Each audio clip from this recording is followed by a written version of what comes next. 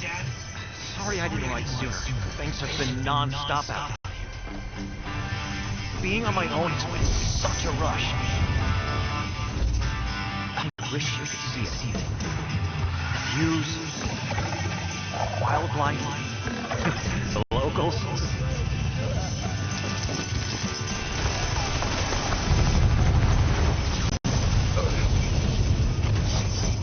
It's not all been smooth sailing, but don't worry. If I keep carving out my path, who knows how far I can go. This is just the start.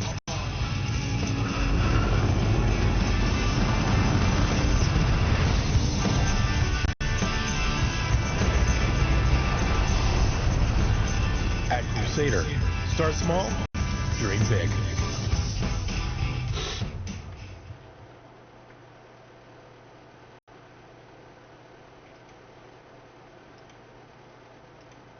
The Mist Prospector is crafted for miners who mean business.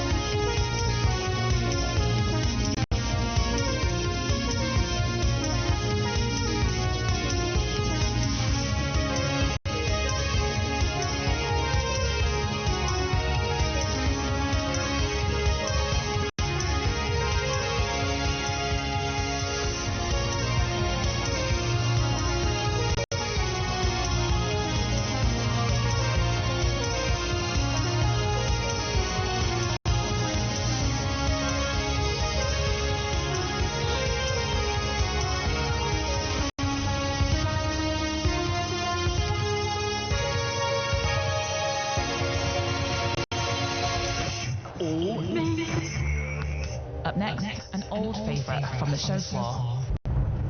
The Mist Prospector is the most popular single-operator mining vehicle in the UEE, capable of breaking and gathering 32 SCU of resources without the need for additional staff and investment, like other offerings from Argo and its competitors, with fully customizable performance and a range of upgradable mining heads and gadgets. The Mist Prospector is crafted for miners who mean business. Fitted with numerous quality-of-life features that make extended excursions a breeze, along with hardy defenses against smaller aggressors, this craft is built to handle the demand of deep space resource gathering. Its iconic metallic blue MISC styling speaks volumes. In the verse, you're a dedicated tradesperson focused on success in every venture. The Prospector, like the MISC Fortune and every offering from the MISC line of industrial vehicles, blends form and function into practical prosperity, and are available for perusal on this year's IAE show floor. We return now to the IAE show, brought to you from New Babbage, site of this year's Intergalactic Aerospace Expo, and your guide to the future of spacecraft and vehicles in the verse. Today's topic, Capital Combat, with Rich Tyra, John Crew and Jared Huckabee. Stay tuned, it's the IAE show, and it starts right now. All right, gentlemen, thank you for coming back. We're here for part 2 of our discussion on the life of spaceships and Star Citizen. I want to follow up on something, Rich, that you kind of hinted at in part 1. You mentioned the Squadron 42 demo several times, and this experience that was being built at. It's not just a cinematic thing from the start of the show. It actually seems to be reflective of this capital warfare experience that we're attempting to build here. So I want to ask you outright, how is capital warfare supposed to work? What are we building towards, and why should folks be excited? I think the first thing to sort of approach is it shouldn't just be the same gameplay as small ships, just scaled up. It needs to be, we talked about progression, it should be a progression of gameplay. So you can't just turn up, lob 50 torpedoes at a ship, press the I win button and go on. You've got to remove those defences layer by layer. So capital ships have multiple defences. Obviously they have turrets on them for shooting ships. They also have PDCs for disabling closer targets such as missiles and torpedoes. And then they have physical eye shield emitters, which is what you saw in the demo where Cal Mason sort of kites a Vandal ship into it. So you need to take all those those things out in progression to stand a chance against a capital ship. So it's not just a brute force thing. I know a lot of folks are imagining just coming in with an A2 and dropping a Moab on top of an Idris or something like this. It sounds like there's a puzzle to be solved here. Is that how you would say it, Rich? Ultimately, capital ship warfare should be a puzzle that you have to figure out. If you actually watch that cinematic for the squadron demo, you'll notice that one of the lines is, "Hey Cal, I don't think your weapons are large enough to be able to take out that shield emitter, or that shield Jenny, as they say." Then he says, "You may be right." And that is actually true. You shouldn't be able to turn up with small ships and small caliber weapons against a huge capital ship. And it's what we touched on in part 1 in terms of the physicalized nature of the damage. If I fire a small caliber pistol at tank, it's not going to do much. The reason why we have like an Ares or a Retaliator is to allow you to soften up the capital ship's shield so that you can actually then get access to the shield emitters and the PDCs and the weapons that are actually keeping your fighters away.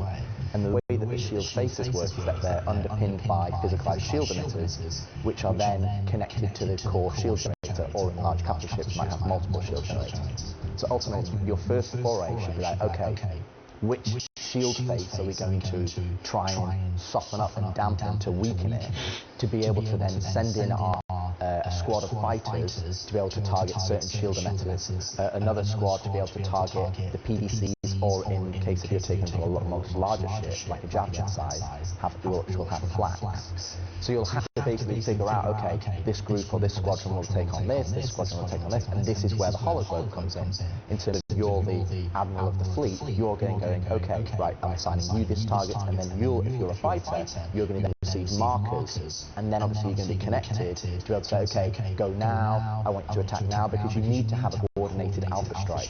If you just drip feed your damage over time, the capital ship will just be able to absorb it. So this is where you need to be able to go, okay, what's my tactics, what's my high-level strategy?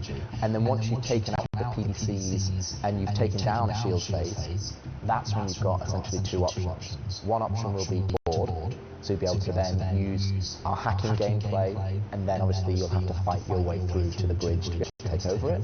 Or the other side is then you just, if your mission is to just destroy the ship, if you've taken down those layers of defenses like John says, that's where you then send in the torpedoes. So capital ship gameplay is again planned to utilize all the different roles with different ships that we've made over the years, and it should be a significant challenge to be able to take out one of those larger ships. Let's paint a picture here. What's one capital engagement supposed to be? Well, let's just use save the Idris again. Okay. If you want to go through Yeah, so realistically, when you're coming up to it, first thing you should be doing is scanning it, so you know what you're going up against. You want to do a scan on it to work out where are its shield emitters, so then you can then plan, like we want to take the right-hand side shield emitter down, so we'll mark that as a target, give it to that group. You might be sending a terraplane or a forward ship to be able to get the scan data that then relays that back to you on the Polaris, your hologlobe, to be able to go, okay, now I've got some information to work with, how do I then approach it from there? Yeah, because one capital versus another capital is probably the worst scenario. It's literally two single capitals. They need their fleet to reach their maximum potential, so you should be bringing these support ships with you. So yeah, you've scanned it, you've identified your point where you're going to be attacking, you assign a group of fighters from your ship or from your fleet, take away their fighters, try and attack their turret, and then you run another group to sort of bring down those shield emitters. The majority of them will be under the skin, so you need to scan to find their locations and then target them specifically. Using ADS. Damage penetration. Damage penetration. Yeah. So again, things like the two starfighters are great for this role. So the Inferno, the ballistics will penetrate through, damage it. The Iron, great to bring the shields down to allow those ballistics to go even easier to the hull. You've got to take out PDCs as well. Yep, PDCs as well. So the PDCs won't just attack missiles and torpedoes, they will also attack other small objects. And so we need to make sure that you've created a safe zone or an entryway, and you'll punch through those defences, and then you've got your options of either boarding or destruction, depending on what your objective is. Sounds like something ideal for a light fighter, just taking down the PDCs. Absolutely, like light fighter, heavy fighter, but you won't just be able to penetrate the shields on the capital ship to be so heavy, so you'll need to use relevant weaponry.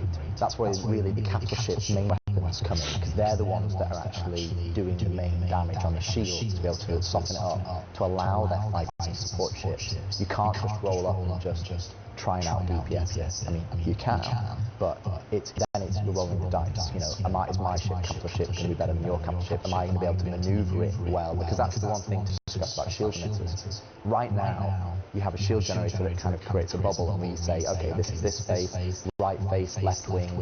And if you look at the wing, if you shoot the wing from the front and it hits the front of the wing, we just automatically work out, like, okay, is that the front face or is that the left face? And for the player, that's not super obvious. So you want to be understanding, like, okay, well, the shield actually hugs the ship, so we need to know, well, actually, that's the left face. So you as a player can go, right, that's what we're targeting, that's what we need to bring down, because otherwise these shield generators are so powerful on capital ships, they'll just be coming back. And throughout all of that, we've sort of assumed that the target ship is just sat there. Absolutely. You have the opposite, like you're on the ship. The defender is spinning the ship around, trying to put their stronger side towards your attack. Seeing this fire coming to this side, so you're now trying to maneuver yourself to avoid that. Counter players, they're trying to take out your thrusters to stop you maneuvering. So it is a big puzzle. The shield's down, PDC is cleared. And that's where this can go from a ship versus ship to a combined arms. Absolutely. Which is really what's most exciting, this idea that you now have to send troops over to breach, you know, and board the ship. Yeah, and also you might have to defend against being boarded. So if you're going up against another player, they've got Polaris and you've got Polaris, or you know, when we have the into the game and you're coming up, then you're going to have different mixes of gameplay. And you're fighting over whether it's resources, station warfare, all the things that we've discussed previously. We've not really got to end game yet. We're still really at mid game. End game is fleet battles and being able to utilise these large ships, and then that comes back to TCG if you do lose, or you need salvage, or you need repair, or you need to rescue the people that are still on the ship. These types of battles, these types of combat add and are underpinned by so much more gameplay than what we've just discussed today. And I think that's where it starts to connect to loops. All right, so that's just a little bit about capital warfare. Thank you so much for sharing. Our viewers are going to be incredibly excited about the players obviously make their debut at this year's IAE, and while these systems are still in development and will continue to come out in 2025 and beyond, just having this vision intact here, people will be able to judge decisions that come in subsequent releases against the direction that we're going to. So thank you so much. Up next, I have to have a very uncomfortable conversation with Rich. He's a player in my D&D group, and he's been a little too relaxing. So Rich, let's talk about this. Absolutely.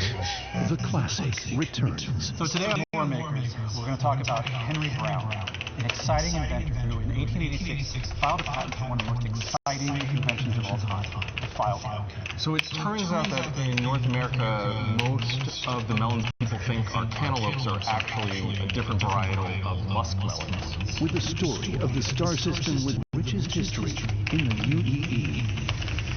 It started out as a private detective agency called the Pinkertons, and not many people know this, but the Pinkertons actually became the foundation for the U.S. Secret Service. And so then in order to sell more dictionaries, they changed a lot of the spellings of the word from the original British English into new American spellings. The system they said couldn't be covered in just one episode. In Arthurian legend, the wizard Merlin actually had an owl named Archimedes. And so then the radiation powering its core, it sort of rose out of the ocean and started destroying the city. They were right. You see, the Founding Fathers, they never intended for us to have Wi-Fi. Now, the colonel wasn't actually from Kentucky. This summer, the Lawmakers return. And that is how you get out of jury. And so they needed a product that would leave their hair silky and smooth. That was called condition. With a new 365-part series. So they were never actually lost. Ireland was purgatory. Since he was coming from a comedic background, not a lot of people thought Michael Keaton could pull off the part. Lawmaker's Guide to the Galaxy. Welcome to Earth Edition. Nothing you want to know, everything you need to know. So at the end of the day, down to brass tacks, there is nothing better than a breakfast burrito. I don't care what the breakfast taco lobby says. And so then they looked at the baby and he said, "Your name will be Chris."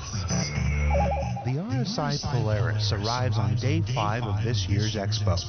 And instead of asking those who built it what it's supposed to be like, we went to the folks who know these vehicles inside and out.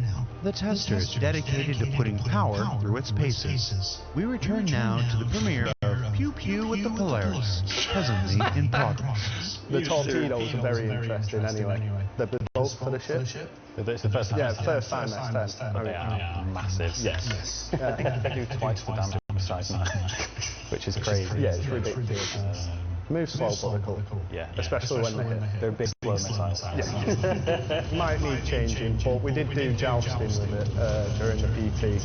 And yeah, well, they were just coming at each other and you just see them fire off, and it's awesome. Good for a battle, for sure. All at once, it comes one after. Yeah, they're slightly staggered, so you get like 1, 2, but there are 4 separate tubes. It's not like when you have it on the Talia or when you have it on the Eclipse. It means you get to appreciate every single one.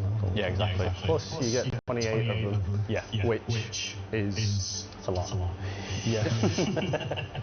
You can do a lot of damage in the Polaris. 28 torpedoes. Yeah. And the revolving barrel that they're in. That's cool. Yeah, and you can see them when you're in the torpedo room.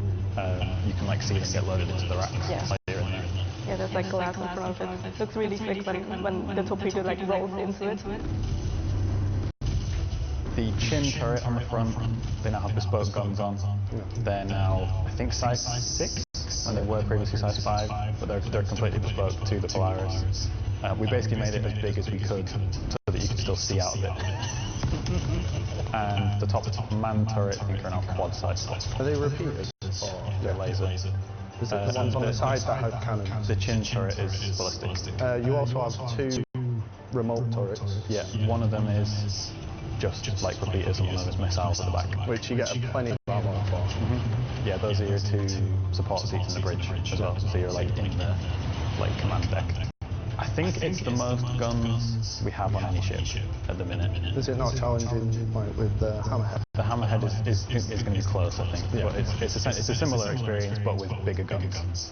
If you have a full crew, you're going to do an awful lot of damage. Well, you also make use of them when you got smaller ships swarming around. Yeah, 100%. Having all the turrets around the ship really helps with that. Not that they can do much damage to you anyway, obviously. True. Strong shields on them. It's going to be probably the strongest fighting ship we've got, like combat ship we've got. They're pretty awesome. Yeah. It essentially means if you're getting fired by missiles, the guys that you've got on your turrets don't have to worry about them. You can sort of leave those to the PPC and let the people in turrets shoot the actual ships that are used. Yeah.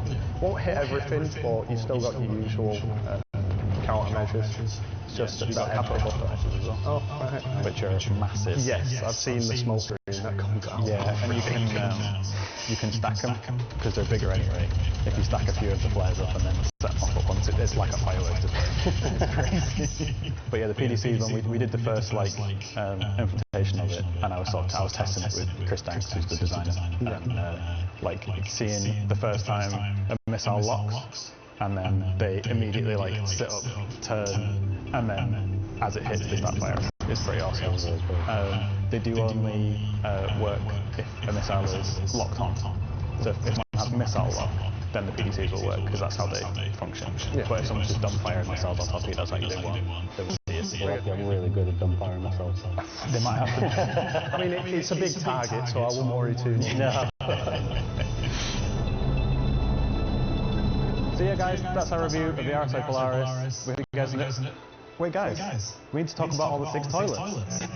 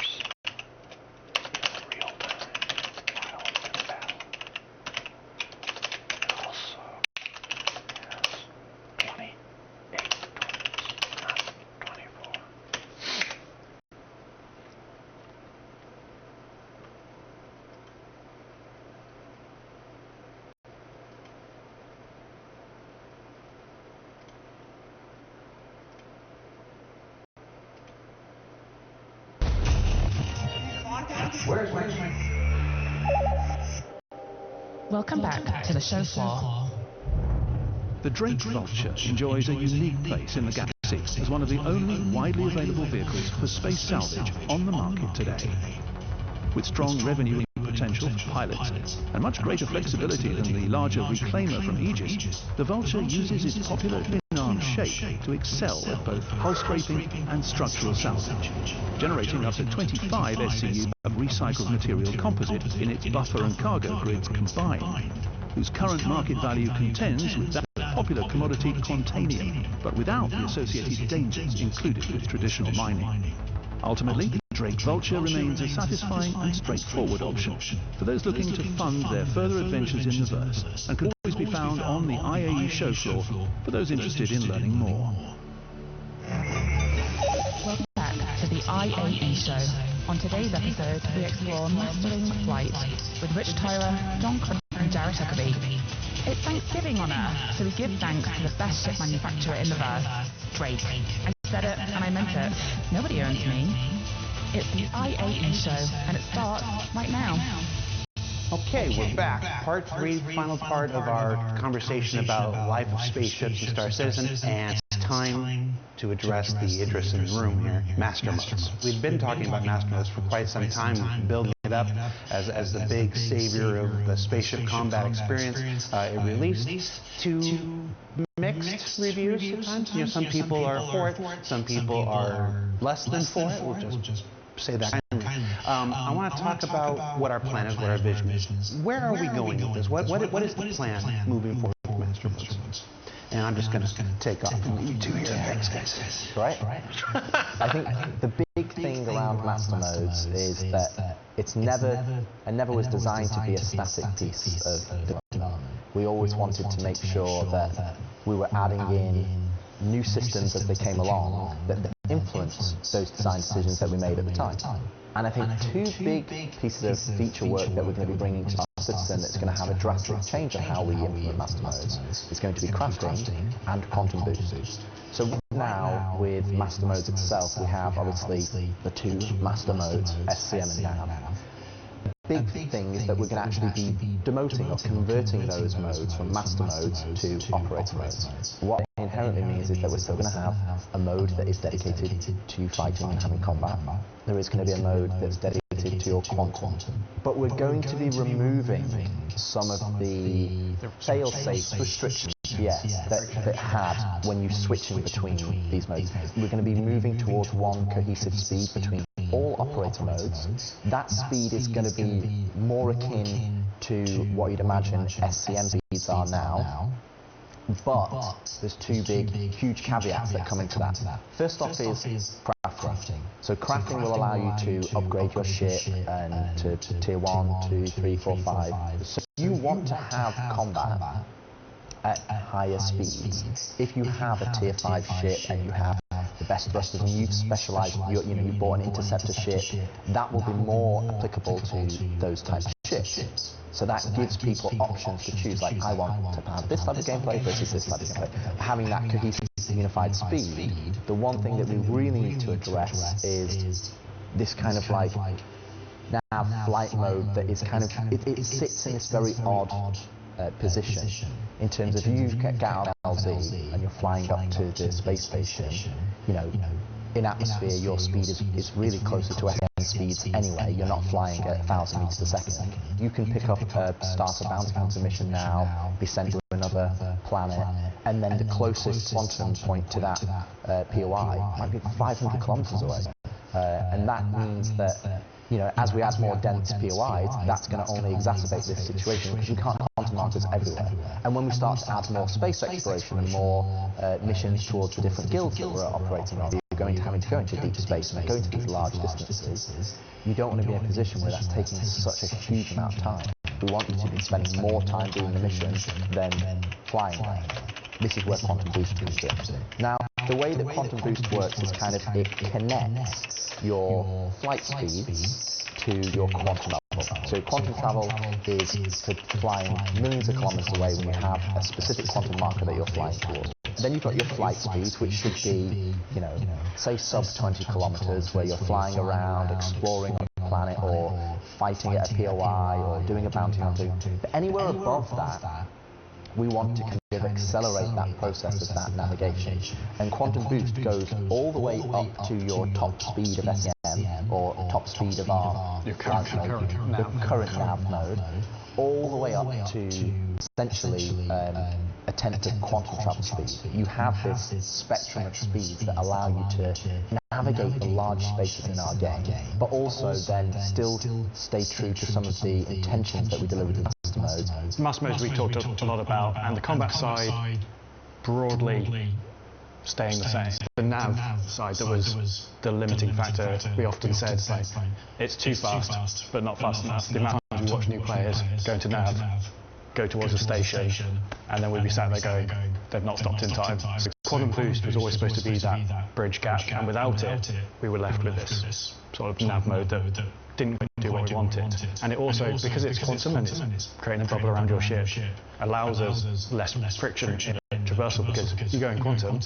you come out of quantum, you don't have to apply all this G-force. The rules of physics are different, because you're not physically hurtling at that speed, you're wrapping a bubble of time and space around yourself. So you come out, you can stop dead, you're not having that expanse moment where you're all being ripped apart from the G-force. So you see that space station come towards you, you stop.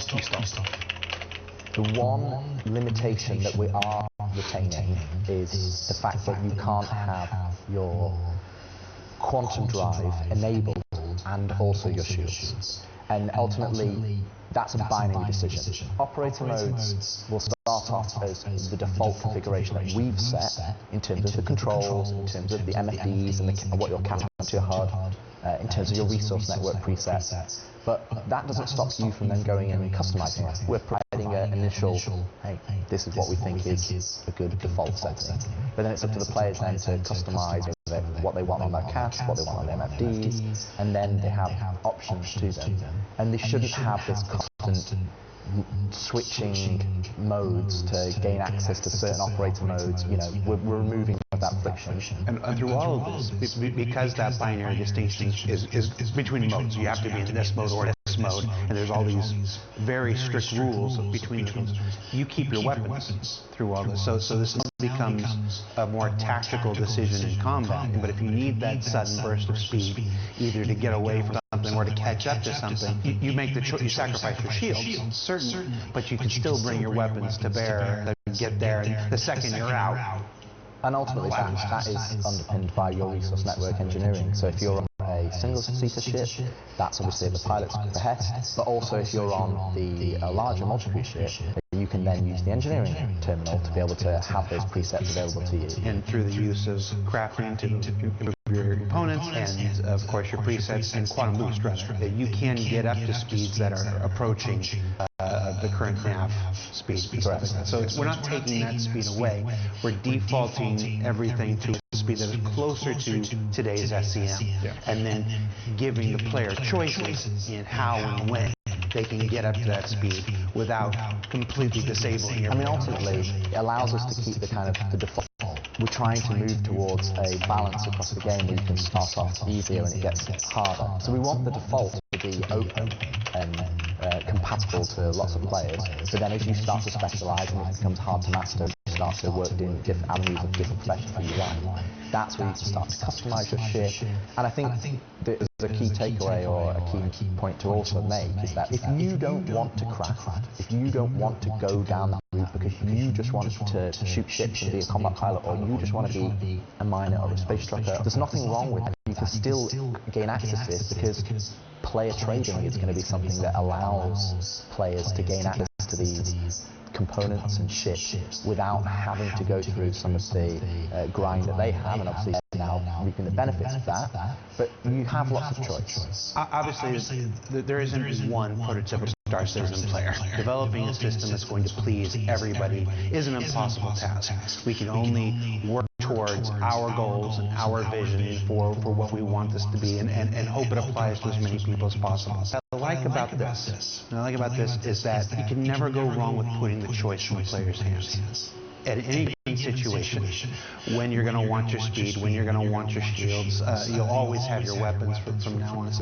just put those choices in the player's hands and let them decide for themselves. It's one of those things unique about Star Citizen is that we get to develop this, and then we don't have to wonder. We can put it in the player's hands and get that feedback immediately and then take it in. I think there's a real chance for this to be the spaceship experience we've been working towards this whole time. I think the big thing to take away from all the things that we've discussed is that none of these things are designed or implemented in isolation.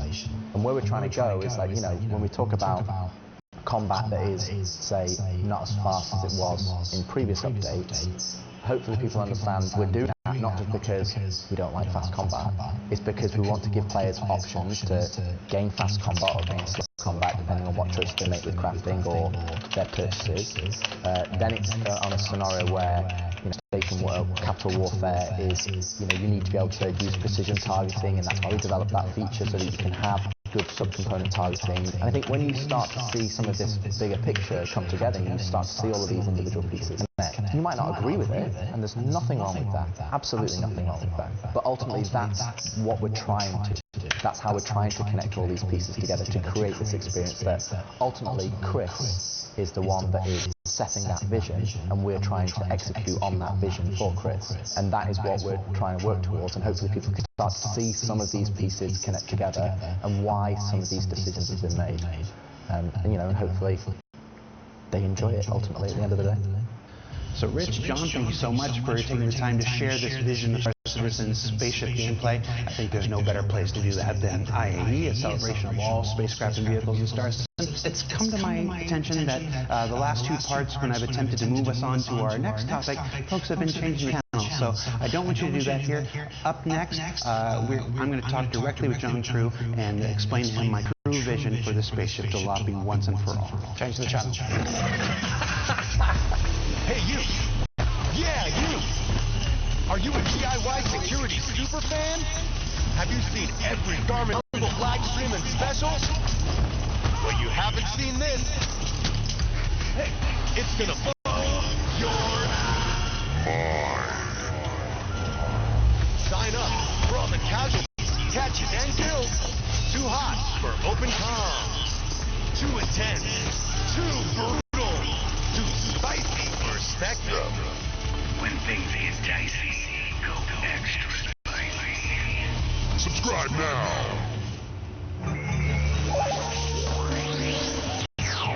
Welcome back to another episode of Quantum Questions, where we take a CIG developer, put them on the hot seat, and make them answer as many questions as they can in under 2 minutes. Joining us on the show this week, the happiest person at CIG, Mr. John Crew. John, how you doing? I'm doing great. Having a great day. That's good to hear. Ben got 15 questions in 2 minutes. How many do you think you're going to get? Oh, let's give this a see. All right, so let's put 2 minutes on the clock and begin. Who are you and what do you do? My name's John Crew. I'm the vehicle director at CIG. You're in a desert walking along in the sand when all of a sudden you look down and you see a tortoise. It's crawling towards you. Why did you nerf the Corsair? It was massively outperforming all other ships in the game. It had 40% of the kills overall just by itself, so it needed bringing down a touch. The current reduction in its efficiency is going to be the final way. We want to do a bit more with it. What's the drama with the Polaris torpedo tubes?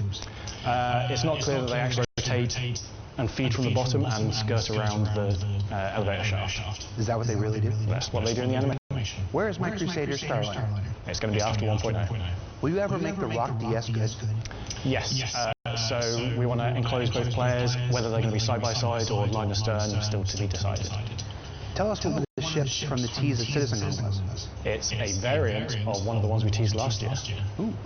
What can you tell us about Endeavour modules? All still planned, but after 1.0. Why do you hate Drake ships? I don't hate Drake ships. Well, why is Drake the best manufacturer? Drake's a great manufacturer, rugged, industrial, and nicely priced. And what's the best Drake ship? The Cutter, obviously. All right, so today is Drake Day. Why should everyone go get a Drake ship? Can I ask you a question, Jared? Sure. Do you ever feel like you're a soulless marketing puppet?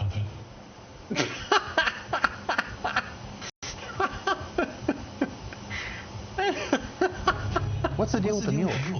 Mule's still waiting for a little feature to allow you to remotely disconnect items from pilot seats. This is the same thing we we need for the prospector and the mole as well to remotely attach the mining sacks. What's the deal with that double-engine horn you saw in the Squadron playthrough? That's a cool special little variant used by Squadron 42. What's it called? It's the F7X. Will that ever come to the persistent universe? It might do. What about the updated Vandal ships in Squadron? They will as well, but most likely after Squadron ships. Can you confirm that the Mirai Guardian is coming to Alpha 4.0? Yes. Tell us something you're not supposed to tell us. Ironclad's in production right now. Why would you make my jalopy? At a time. Wait.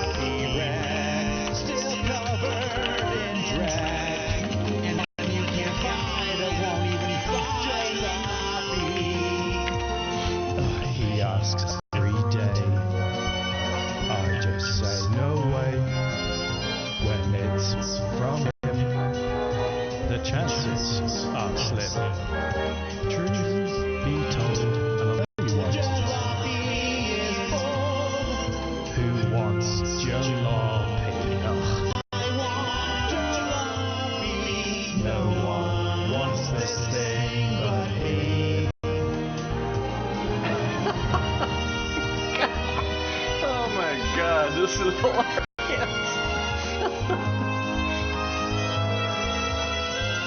Oh, God.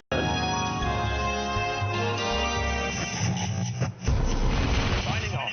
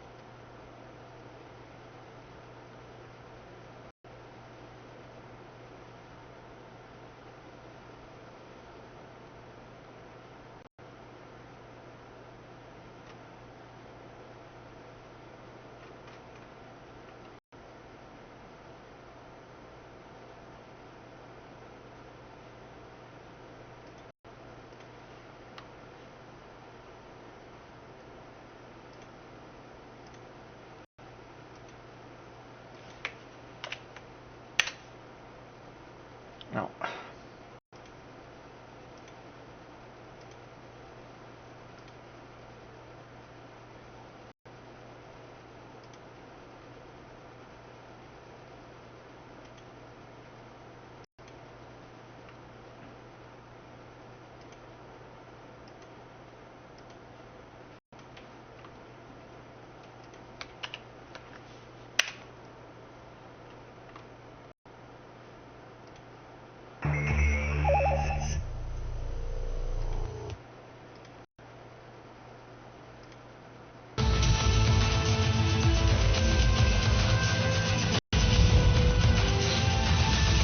Welcome everybody to our IAE Best in Show special. I'm your host, Jared Huckabee. We've had 3 great episodes of the IAE show so far. I hope you really enjoyed them. We've had a lot of fun making them.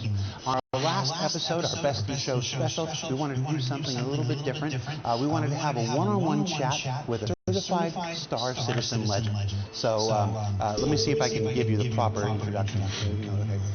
this person has performed in over 30,000 commercials, equaling over 2,000 hours of broadcast television, and has been heard by an estimated 2 billion people around the world. Please join me in welcoming to the spaceship, the IAE, person you know as Jackson Cleary, Mr. Jonathan Booth. Jonathan, welcome to the show. Jared, it's really good to be here. Thanks very much for asking me. Before we get started, let's just prove to everybody you are who we say you are. Look into that camera. Give everybody an intro. It's been a while. I've been away, of course, for a couple of years, haven't I? Let's see how we do. Okay. Welcome, ladies and gentlemen, to the Intergalactic Aerospace Expo 2954. I'm your guest, Jackson Cleary. Awesome. We wanted you on the show for so long. It's been one of those things where, you know, Jax is such an integral part of the Star Citizen experience going back to 2014. So let's start things off before we get to meet Jax McClary. Let's meet Jonathan Booth. Tell us, who are you? What do you do? It's a rather strange thing because I've been one of those strange creatures called a voiceover artist for the last 35 years. So I sit in a small studio and I read the words I'm given and they go to various places all around the world. But doing this Jax McCleary is really the only performance stuff I've done. So it's a real honor and a privilege to be part of it. I really love it. What are some of the things people might have heard you from or know you from? Here in the UK, I do say if you're over 30, I guarantee you've heard my voice before because I've done lots of stuff on the BBC. The BBC Continuity it's called. So, you know, Graham Norton tonight at 10:40 on BBC One, things like that. So I've done lots of, as you say, lots of commercials, lots of broadcast documentaries, audiobooks, all sorts of things. How did you get started in the industry? I was a DJ on a radio station down in Brighton, south of London, but wanted to branch out a bit more, so I started to write and voice radio commercials, and got into that, did a lot more of that, and it sort of all came up from there. All right, so let's get into it then. Jax made his first appearance in 2014 in Galactic Gear Reviews The M50. Let's take a look. Now, over the last few years, Origin has become more known for looking fast than any sort of actual speed. Meet the new M50. Flying the M50, an incredible man who, for some inconceivable reason, has never won a single Murray Cup. Me. Tell me how you came to CIG. Now, this was just voiceover at this point. In 2014, we hadn't begun our era of PCAP. How were you approached? How did you get the role? Well, it was strange. I got a call saying I'd come in and do this. So we went to the studio in Soho, London Voice Studio, which I've been in many times for other things. But this was different because it was a great script, lots of fun, and we just wanted to try and make it a larger-in-life character who's developing these stories about these ships for the people who are going to be flying. And it was great. It was different to what I was doing before, so it was great fun. What did he tell you about the project, about Star Citizen? What did you know going in? I knew nothing going in. So it was completely new to me, and they opened up this whole world of how Star Citizen was being developed and who was going to be involved, and it just sounded really exciting. And so it was just great trying to project that character. There's a line in that commercial. I was still a backer at this point. I was still a fan of the project, and the line is, "An orgy of mind-bending numbers." Stats are an orgy of mind-bending numbers. When you had to read that line, did you think you'd still be here 10 years later? I had no idea. I mean, what it's developed into and the fun we've had with it has been, and the way that Jax has developed and where he's been, it's just remarkable. I had no idea it was going to happen, but I'm very grateful it has. It's been fantastic. So there was no Jax in 2015. At this point, it was just a one-off for the M50. In 2016, we created the Intergalactic Aerospace Expo as a theming for our annual anniversary event that happened every year. And with that, the idea to bring Jax back and make him part of this big event from its inception. Let's go ahead and take a look at some of the videos from 2016. Do you sense that electricity in the air? Do you smell those ionized particles?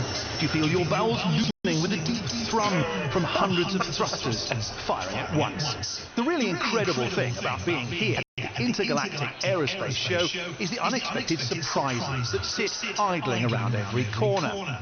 So this expanded Jax into a whole new world. What are your memories? Now, they called you back in 2016, and this time it was going to be performance capture.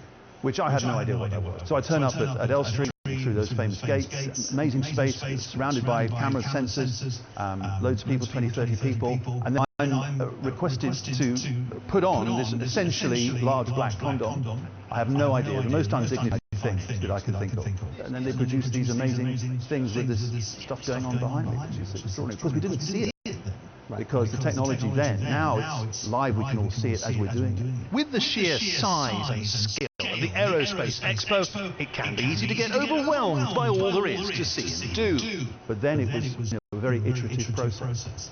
So at this point, you've now done 8 more videos, with different manufacturers, Aegis, Mist, Drake. What context did they give you for this? Do you have a sense of where you're at, or are you just doing what everybody tells you? To a certain extent, I'm doing that because I'm just trying to hold on here. I think I am flying as Jackson. Hey. Hello.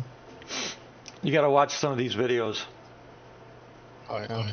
Yeah, that I put them in member. There's some big information there. There's I got the Intrepid and Polaris ads up. The Polaris one's really good, but these episodes are pretty short. But there's a lot of information, including Master Modes is going bye-bye.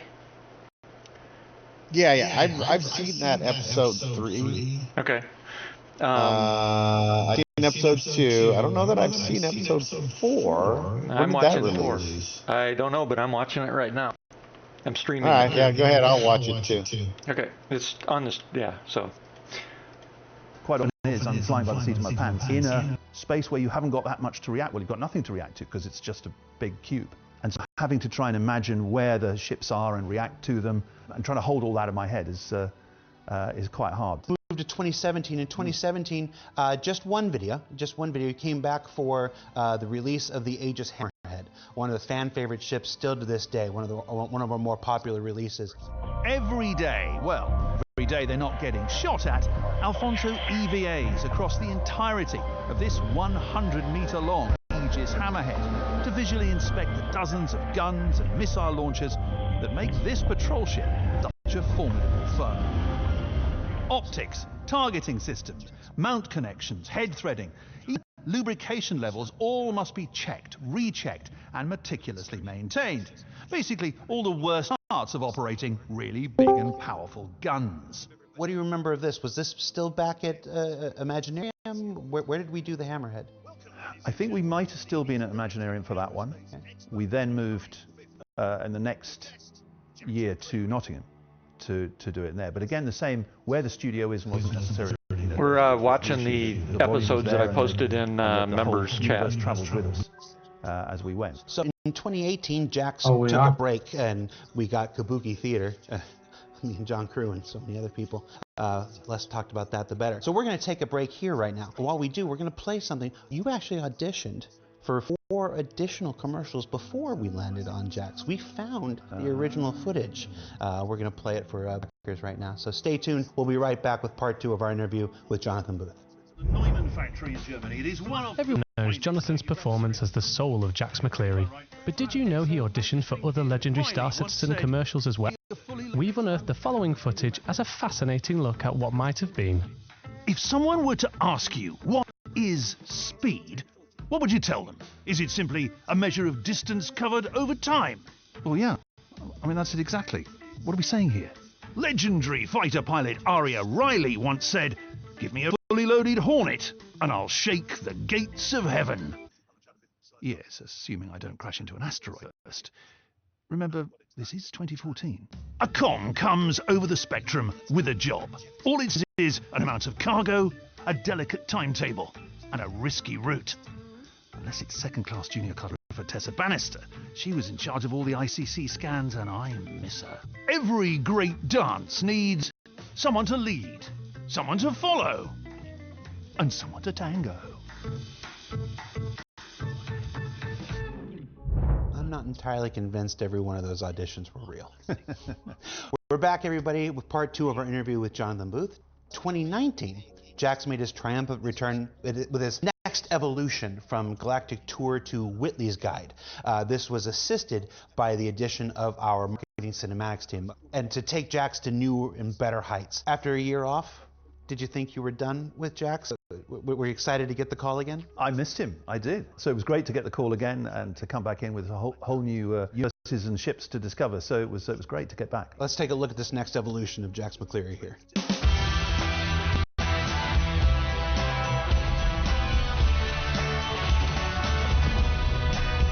This is in fact not an Anvil Pisces, but a true-scale remote-controlled replica. It's accurate down to the last detail. And I've been told it's very expensive. So, naturally, we're going to attempt to blow it up, because we're borderline obsessively committed to putting the galaxy's best gear to the test. For you. Anyhow, I'm sitting here in a Kruger Archimedes. It may be a snub craft, but when you top out at 1,340 meters per second, well, no quantum drive, no problem. Even this IAE food court is embracing the esoteric offerings of our non-human brethren. Take this. What is it again, Jimmy? They said it was pickled corpse bug. All right. Pickled corpse bug. Well, down the hatch. Go take a look. Right away, we see Jax as more chaotic than he was in the past. Was this an evolution of the character, or do you think this was always there underneath, waiting to be revealed? I think he always had a predilection for trying to be, different and to shake the system. And I think as he got to this point, he was able to get away with it more. He felt he was a star. He felt he could pretty much get away with anything. And so we sort of took it a little bit further down the road. So you're back in the full-body condom, as you called it, the very flattering outfit. You've done this before. Now you've returned for another multi-part series. Were you better at it? Was it more comfortable with it? How did your performance change after a year off? Yeah, I think I was more comfortable with it. I think the technology also had improved. When we first did it back, 10 years ago, the helmet was incredibly heavy, and the lights that came round, the microphones and the dots you had to put on the face were more. So it was much more easier to move around, and the helmet was lighter, so you could have a lot more freedom of movement, and you could see a bit more rather than having the lights right in front of your face.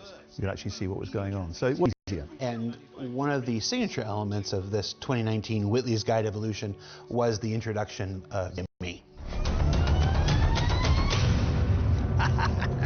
Close, but no cigar, Jimmy.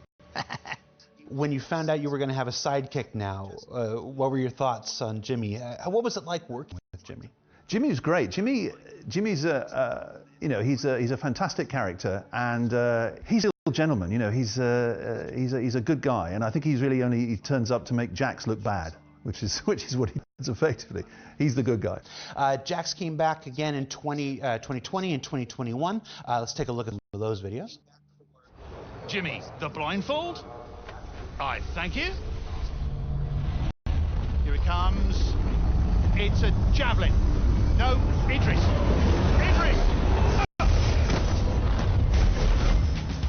Well, just do a little bit. Which is in 2021. Let's take a look at some of those videos. Jimmy, the blindfold? I thank you. Here it comes. It's a javelin. No, Idris.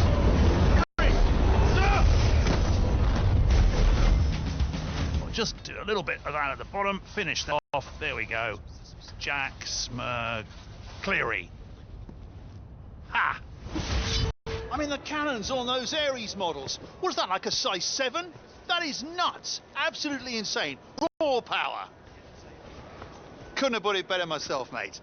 So these episodes had to be produced during the pandemic. How did that change the experience? It was fascinating because I thought, well, they're not going to be able to do it. But it was handled so well. All the procedures were in place, all the safety was in place, and we all had the masks and the various things, and we did things in iterative processes. So it was handled very well, but it was challenged, so it took us a little bit longer to do, but we still got it done. And then, of course, in 2021, a bit more of a personal story began to develop. We started seeing Jax question himself a little bit more.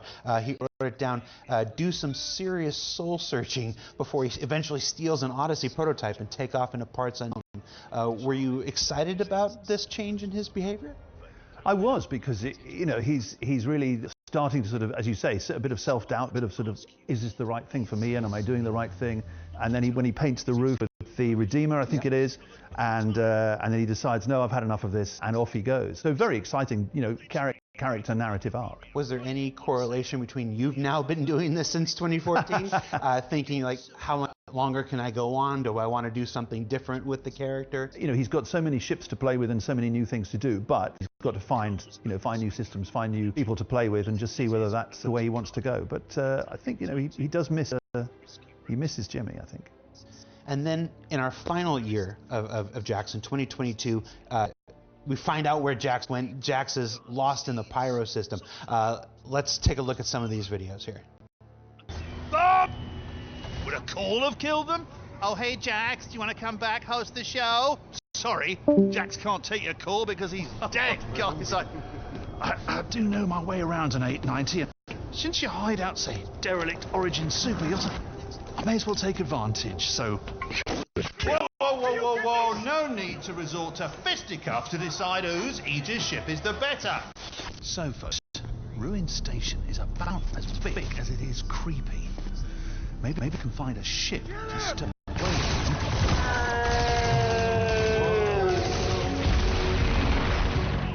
I tell you what, Jimmy, if you hadn't shown up when you did, I would have been dead. But if Bob and the crew hadn't swooped in, we'd both be ink spots on the Ruin Station pavement. I owe both of you big time. Don't mention it. Now strap in, boys. It's a long way to the jump point. When you read that first script, Jax is dead. Did you know that Jax wasn't really dead? What did they tell you ahead of time? They didn't tell me. I think this is what happens in movies. They don't tell the actors what's actually happening. You don't know. I thought, oh well, maybe Jax, you know, has died. They're obviously getting new people. They're getting in new presenters for the show. So that's it. So it was great to find out that you know, he wasn't. He was sitting in a squalid bedsit in the pyro system and saw on the television that he was going to get replaced, and that's it. I'm coming back. I'm not having that. So Jax's story evolves here. Stewardship of Jax has passed from different directors with time. You've been with tremendous folks like Josh and David Roth and Kat over the years. Jax to a new place throughout Pyro System. Your story is dramatically different now. You're working with criminals. You're getting into trouble here, and this is your first shoot here. This was the first shoot here in Manchester, this fantastic facility here. So that was amazing. Bigger volume, more people, more things, and a lot more physical stuff as well. You're ducking behind things and lots more pieces of real things on the sets that you can interact with. And great, and it was great to work with new characters as well. Bob, I didn't treat Bob very well. I stole her ship, so that wasn't very nice. But great to work with them, and a lot more exciting things for Jax to do. Now, at the end, Jax has stolen his ship. We leave him tumbling, you know, unknowingly in the pyro system. Yeah.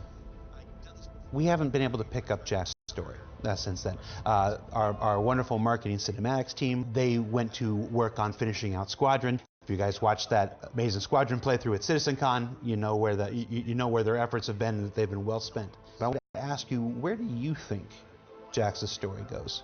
We've left him, as you say, tumbling through space. We don't know, whether he and Jimmy are going to get through this. But obviously they are, because Jax and Jimmy always come back somehow. To where? Well, it could be interesting. There's so many different places to explore. It'd be great to see Jax come back and reclaim his rightful place in front of the camera and telling everybody about the ships, flying the ships, and experiencing it for everybody. And finding new experiences. Be great. Got to come back and shake that Whitley's guy producer. Yeah, I think no, there's only one. I think there's only one Jax McCleary, and she needs to know that. So we're pretty much at the end of our journey for now. Anyway. How would you summarize your overall experience as Jax? It's been a huge privilege to be part of this universe. It has been fantastic to work with such an incredibly talented team of people, technicians and actors and producers and directors. And I just hope that I've sort of held up my end, as it were, and done what's needed done. But it's just fantastic to be part of. It's been a great privilege. I think I speak for everybody when I say we all love Jax. He's the most prolific character in the Star Citizen universe right now. Every year there's a call for Jax to return, and at some point the stars will align and we'll be able to continue Jax's story. That's all very important to us. So thank you so much for coming up. Thank you so much for agreeing to be here, for sharing some stories, and I hope to see you back in the, what was it, the full body condom? Yeah, I'm afraid so. It's got to be done. got to be done. Yeah. We've now said that 3 times. I'm sure we probably could have gotten away with it once, but we've said it 3 times. Well, it's been a great privilege to be here and to talk to you, Jared. It's been fantastic. Before we go, let's send everybody home with a proper Jack's farewell, shall we? I just want to say, from the bottom of Jax's black heart, thanks very much for watching all these years, and I promise Jax will return. For now, have a great IAE. This is Jax McCleary, signing off.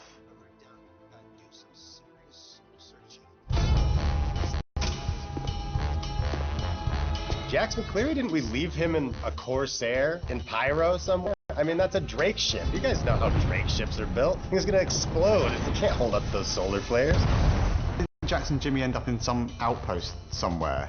I'm pretty sure the people who captured them were like big Whitley's fans, and you know they'd just be making them kind of repeat shows night after night in some sort of like Groundhog Day. I think Jimmy and Jax are marauding in Bob's pirate crew. He was the guy in the yellow suit all along, right? Duh, he's on his farm. Didn't Whitley send like their crew over to try and produce the show from Pyro? Blow your goddamn head off! Pyro's probably just killed them and carried on. Hey, if you don't have to glow today, don't. No, really. His body's probably floating dead in the void, bloated and frozen, or his body's being picked clean by a Copian. Oh, he's cleaning up the mean streets of Liverpool.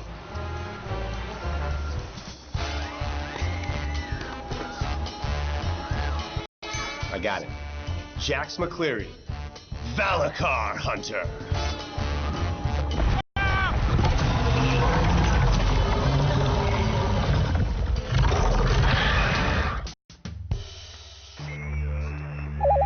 Brutal! Put him on the hot seat. Change the channel.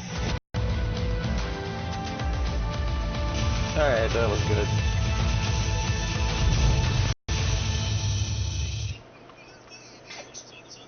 That was good.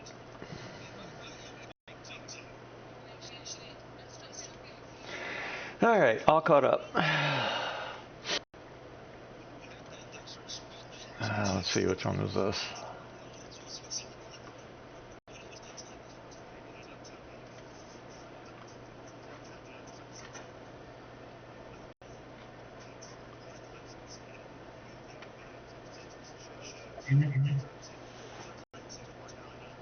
I'm gonna go check the dogs real quick before I get ready to go into the game. That way I can be ready to go in the game. Be right back.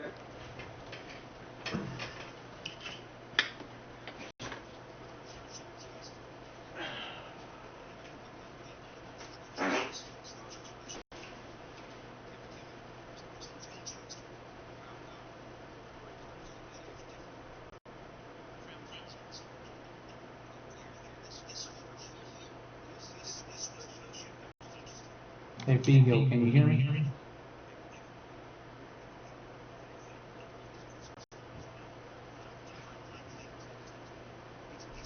I can hear Malachi, but I can't hear you.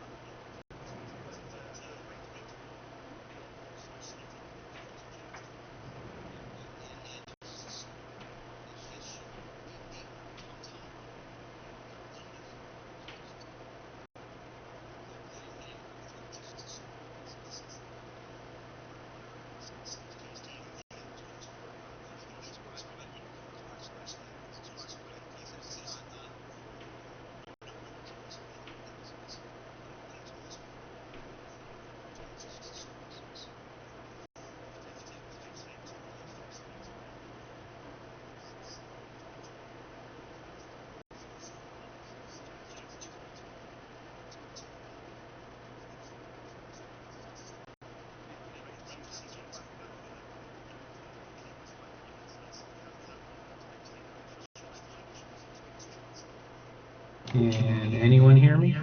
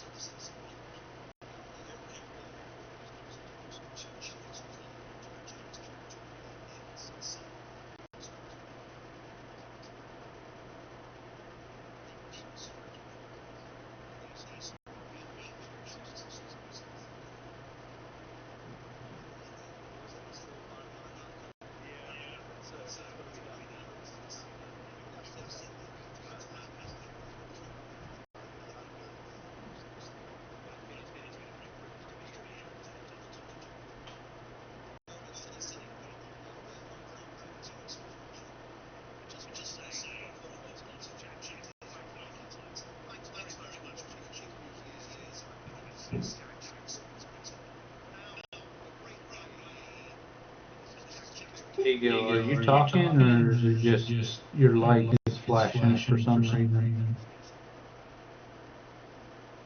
Oh, I don't know. Are you hearing? Maybe. Okay, I I'm hear you listening to the now. video. I hear you now. I was just seeing your icon there flash as if you were starting talking. Yeah, it must be picking up the video I'm watching. Ah, gotcha. Okay, I thought there was something wrong with my system because I was like, I can hear Malachi, but I can't hear P-Gill. Yeah, no, it's probably just picking up a little sound. Ah.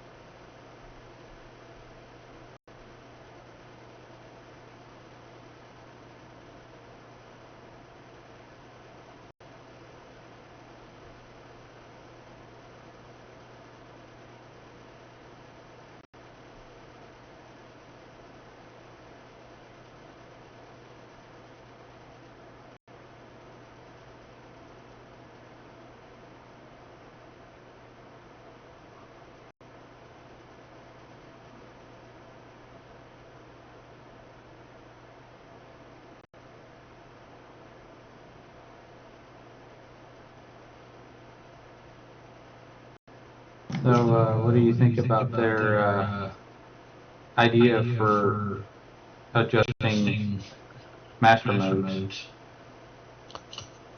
Well, look, I think they need to change it. I would,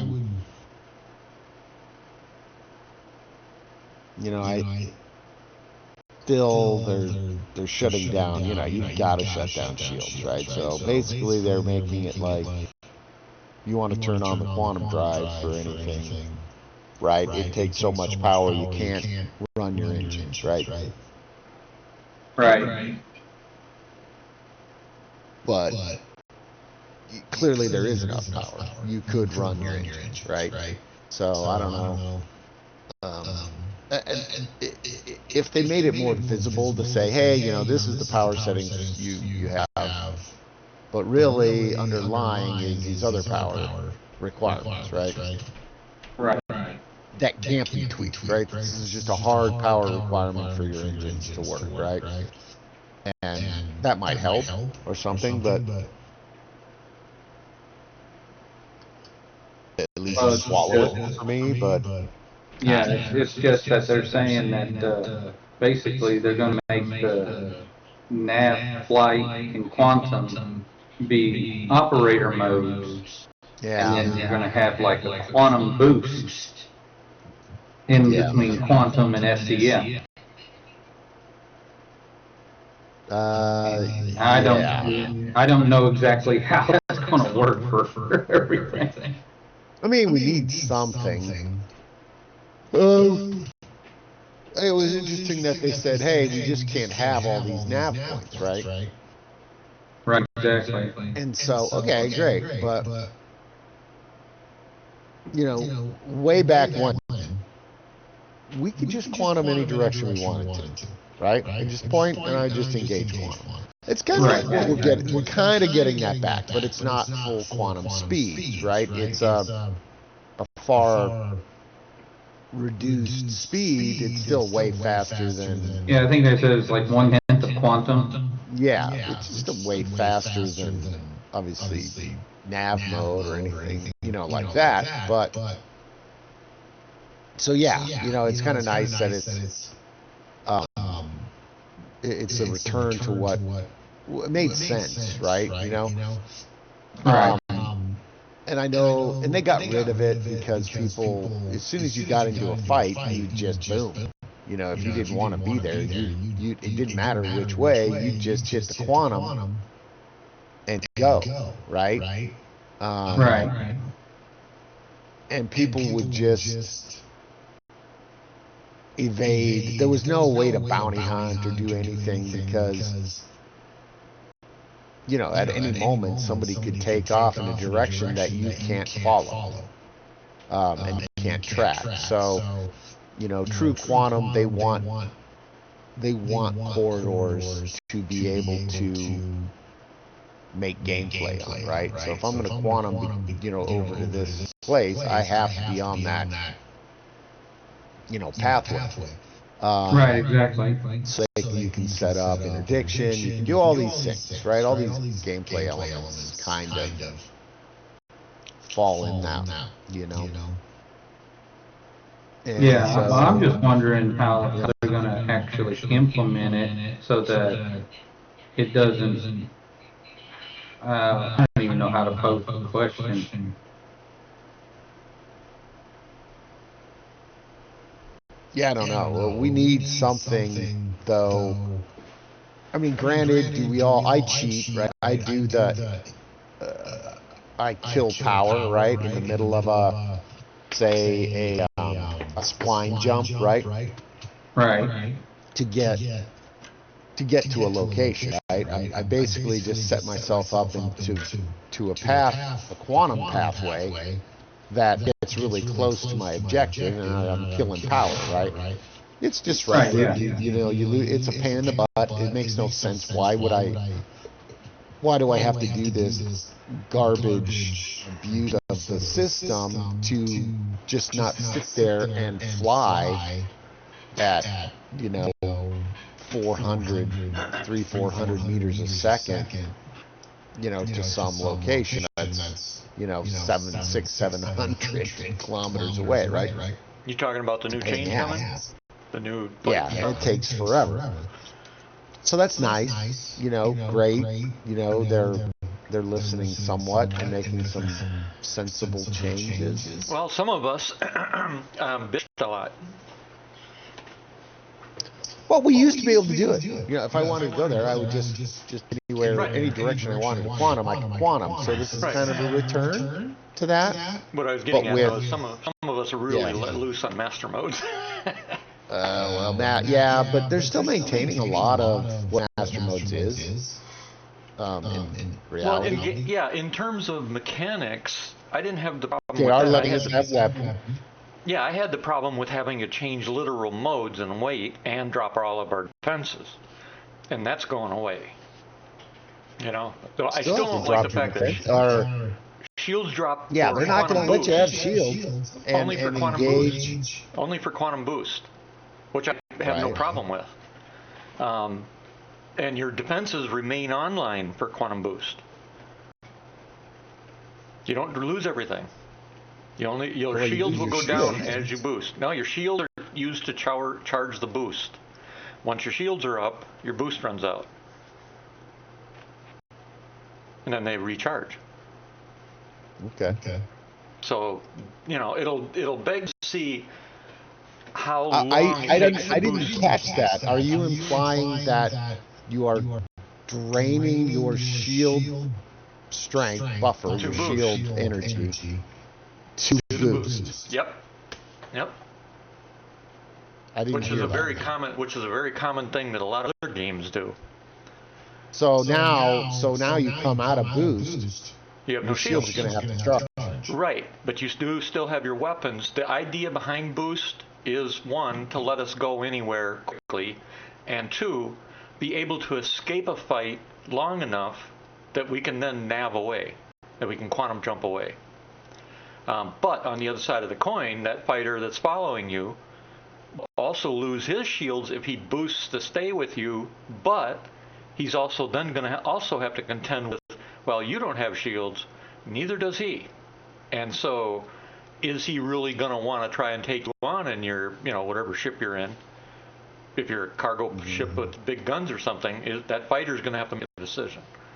And that's the premise they're going on with now, which I have no major problem with.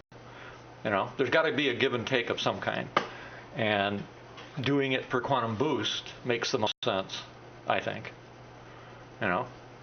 Because especially since now we won't lose our defensive weaponry. Point defenses, all that remain online.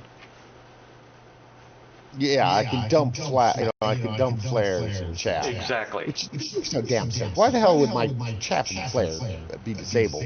Exactly, and your point defense.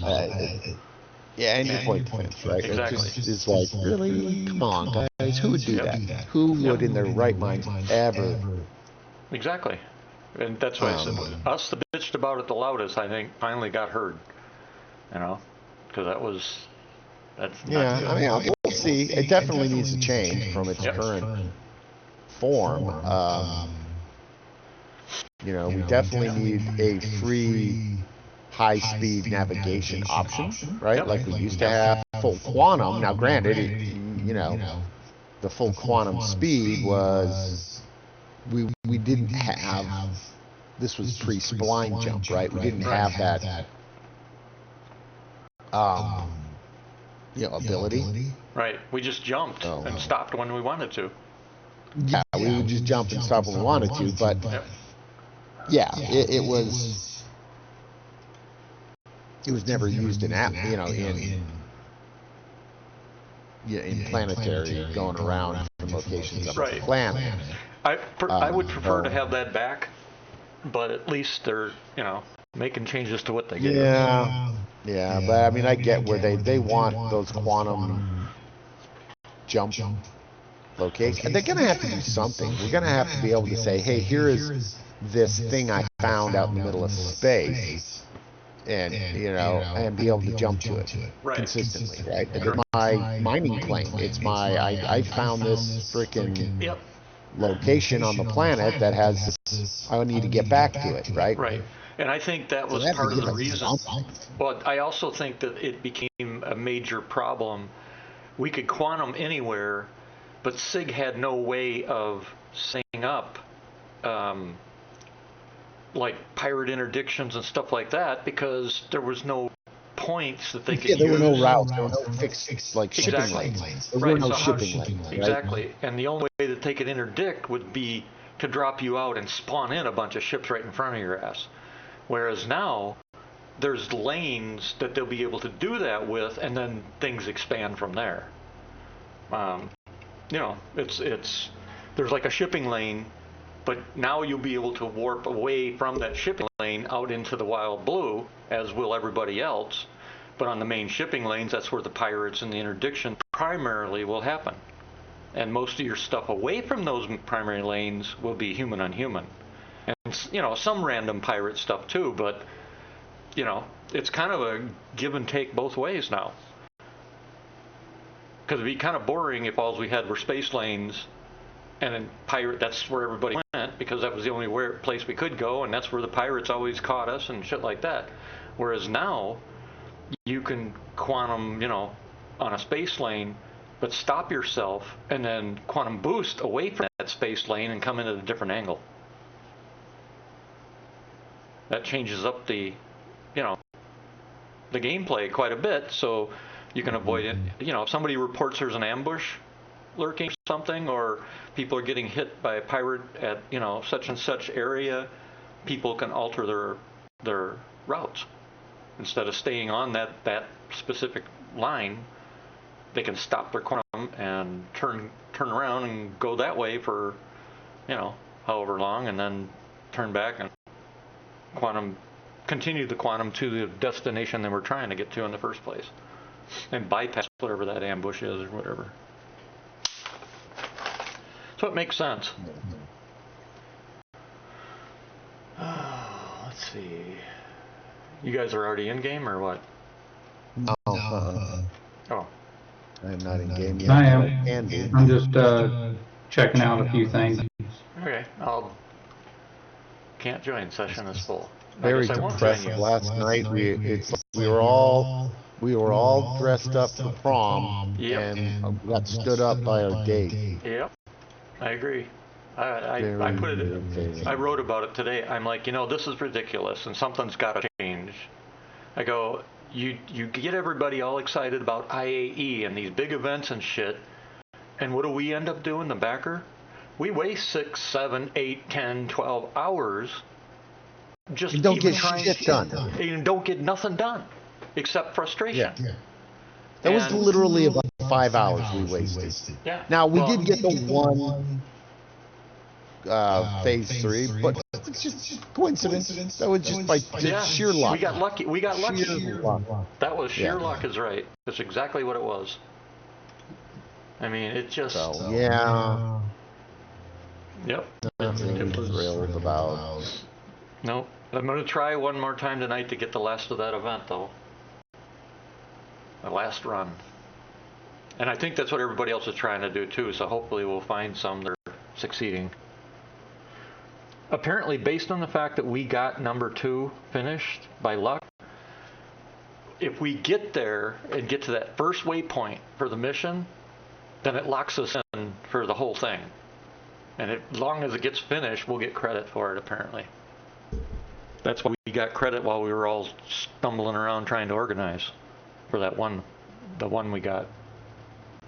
Well, no, we had done damage to it. Remember, we attacked it by ourselves, and then we had to flee, and we reorganized, got our shit all back, but before we could get back, a whole bunch of other people must have gone in and killed it, right? But we did damage. Yep. You know, that's true. It could have been that. We made the fight, but you got greased by the railgun, and then.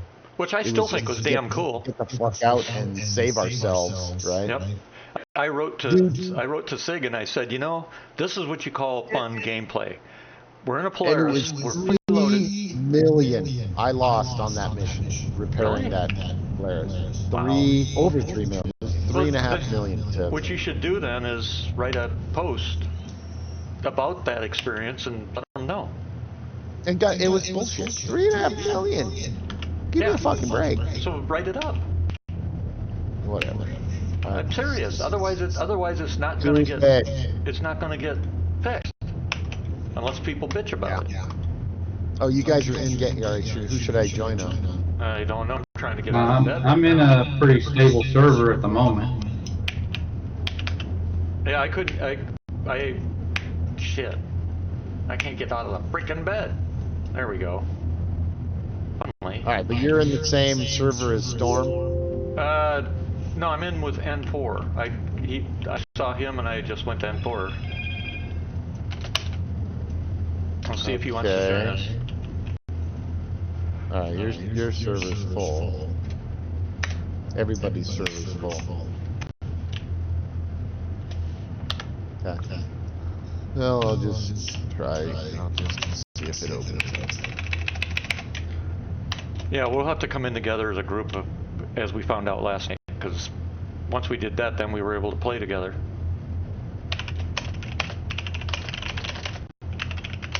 I mean, we were doing.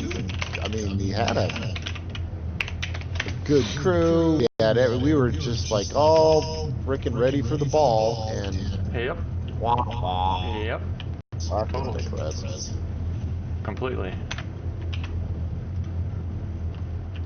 I think they did a couple after you left. I helped them and did a couple phase 1, just the entry phase 1s, yep. You know. Yep. Were any of those guys coming back tonight? Don't know. Yeah. I don't know. Well, we tried to do some phase 1s, but did we ever actually complete any? Yeah, that's true. I don't know if we did. I was exhausted at that point. I was like, I'm done. Yeah, well, how many sakis did you finish with? A couple beers and a couple sakis. So you were already feeling it when I left. Feeling good, baby. I was having fun. I was a little lit for sure. Yep, but you were feeling it good when I left. Yes. I basically stayed up and finished my last sake, and then once I had that down, I was like, all right, I'm gonna go get some food and go to sleep. Yeah. Yeah, I went up, took some meds for headache, and passed out.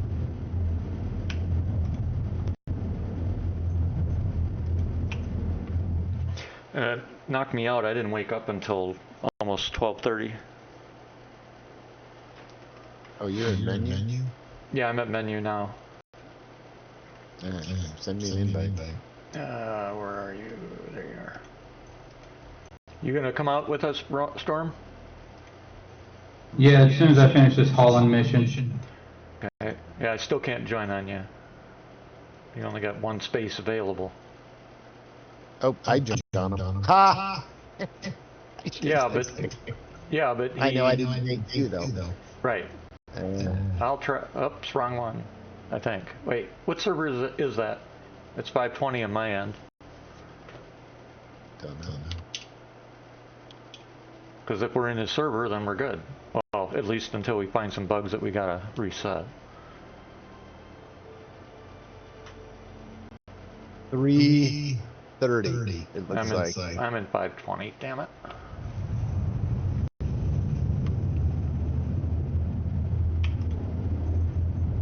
Log back out. I'll go back out too.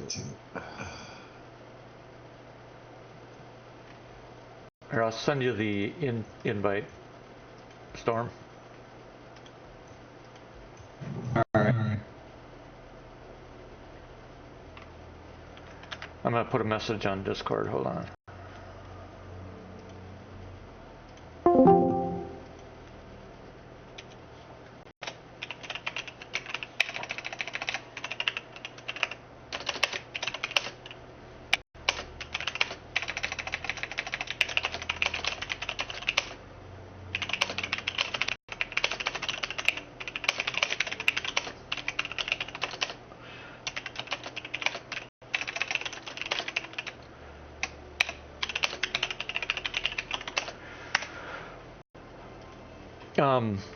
Something else I learned. Oh, I'm moving you guys to live. Something else I learned in those videos. somebody just joined us. What the hell?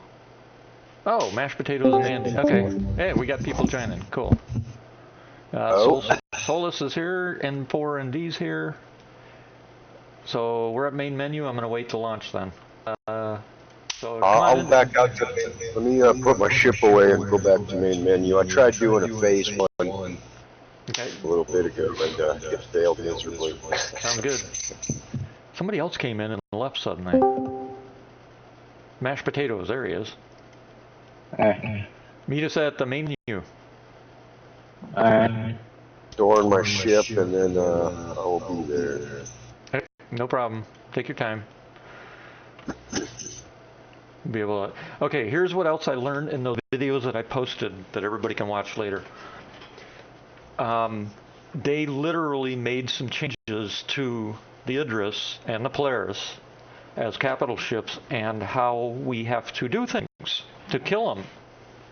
They're aware of the dumbfire missile problem. That's so they've apparently made some change already, but it's not the end game change basically. They're they're blowing up as soon as you launch them if you dumbfire.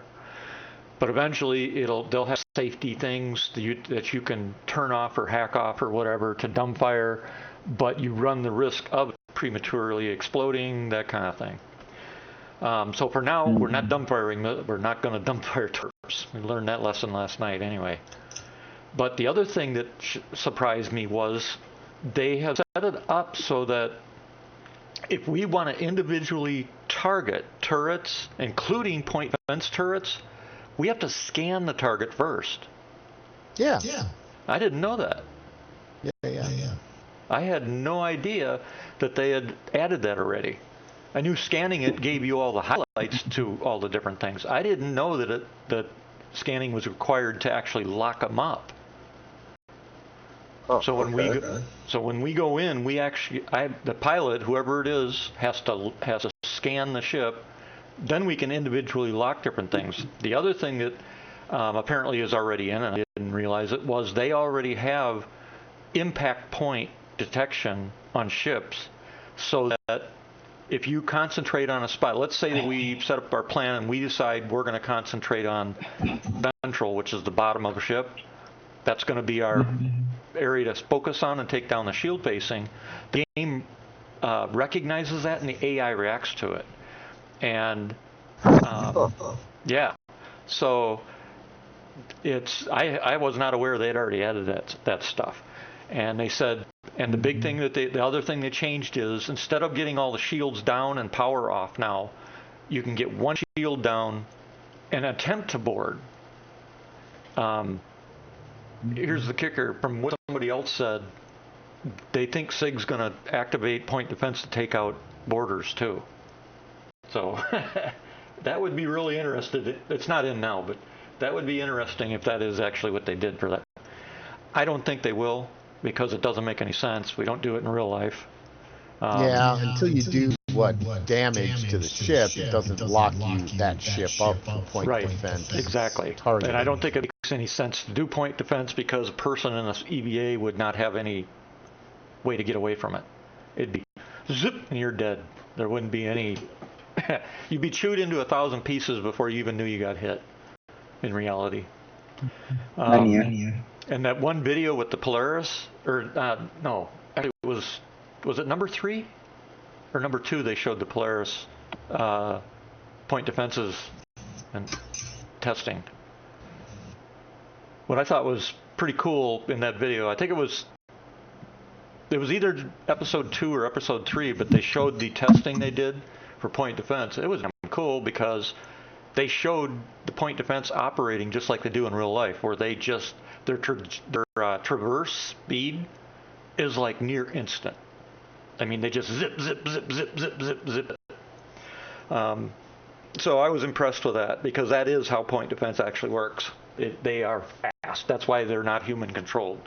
Human can't control them that fast. Only a computer can.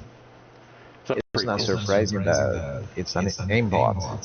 Yeah, Games exactly. have aimbots. Yep. Real life didn't have aimbots before. Yep, I agree, totally. Let's see, Farnsworth. Is Farnsworth in? Like he's in the PU right now. I'm gonna send him a party invite. When you guys get to the main menu, let me know. Kylo. I'm menu. Okay. Who are we still waiting on?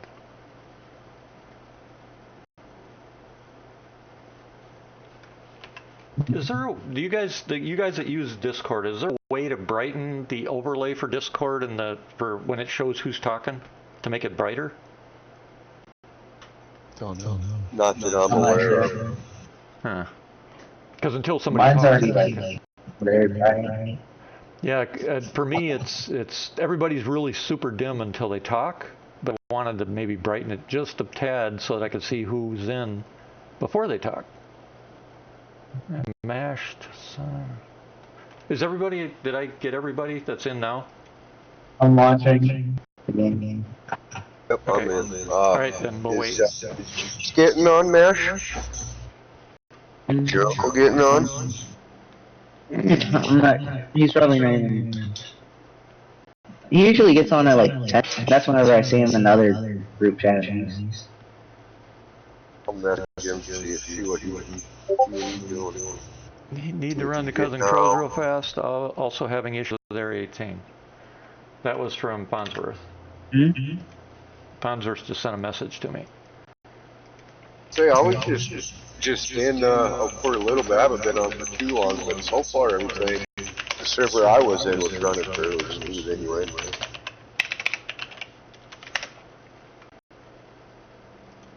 Yeah, he said he was finishing up buying something, Area 18 something. He's running to Cousin Crows. He's having issues with elevators as usual, so. He said figures he'll be done in 10 minutes. Okay, we will head in. Alright, I'm in the menu. I guess it depends on what server you're on with that elevator thing. The server I was just in was running pretty smooth actually. Yeah, it depends on Did you all the party? Who do I need? Yeah, who have I got to get a party? Who? Me. Max. Okay. Me, Max, 347. And that's it, right? 6 of us? 1, 2, 3, 4, 5. Yep. All right, here we go.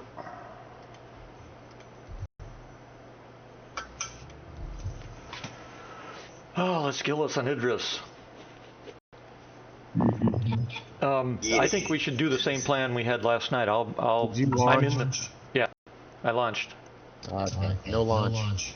Shit. 1150 is. I'll join her. That's weird. I'm already in the tally. Yeah, so, 1150. Yep. That beat our record. Had plenty of room too. Yeah, that beat our. We must have got a new shard. Beat our record, 1150. Wow. And now we just lost. As soon as I get to the station, I'll join y'all. Okay, sounds good. All right. I think we should, for the beginning, we'll start with the same plan we left off with last night. I've got the tally, and we'll go in with loaded Polaris. And also, maybe we should clear out the support ships first, right? Yeah. Yep. Sounds like a plan. Well, I guess what we could do is we could do that, obviously, but a couple guys come into the Retaliator, so we can join in that, and we'll use the Tally's torps to take down like any hammerheads and stuff, and then I'll go rearm as these guys get back over to the Polaris. You know, they can EVA over. I'll run quick to base, rearm the torps on this thing, and get back so we can finish the Idris. Does that work? Sure. Yeah. Because that way we're not having to beat on like the hammerheads and shit, because they're a lot harder to kill now. What about the Eclipse? How does the Eclipse torpedoes do for that thing? That thing They're the same. can't launch a couple at it? They're the same as a Retaliator, but you only have 3 of them. Okay. So the defenses of the ship you're firing at are going to have to be pummeled before you're going to have any hope of taking it out with 3 torpedoes. Yeah, if we had I'll meet y'all at Go ahead. Is that you, Storm? Yeah. Go ahead. I said I'll meet y'all at Baijini. Okay.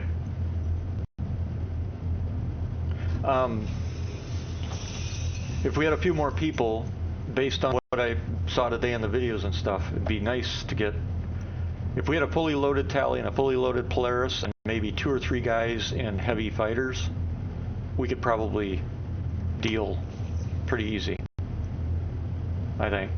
Well, not easy, but I think we could do what we need to do using the fighters. Well, let's message Beaver and see if he wants to get on. Yeah.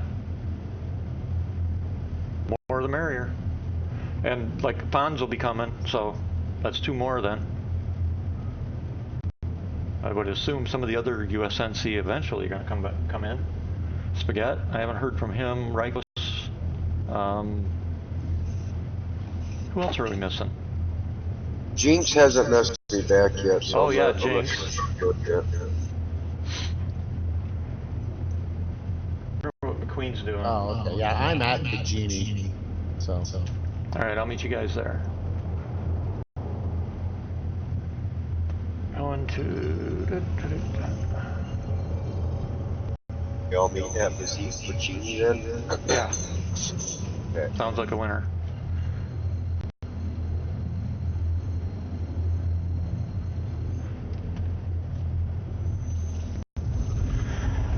You know, this new Crusader starter ship. And it's in Magda? It's in Hurston? We got double people talking. I was saying, you know, this new Crusader starter ship has been, you know, ragged on a lot. But it's actually not a bad little ship. Yeah, especially for a starter. Okay, go ahead, P. Gill. Just saying, looks like the Idra is up and at Magda. So that should be so it'll be close. Good. Yeah. So it'll be close. Yeah, I pulled it. I'll share it when to everybody. Or I might as well share it now. That way it's done. Oh, I didn't get it. Yeah, I did. What the heck? All right, shared. Got it? Got it.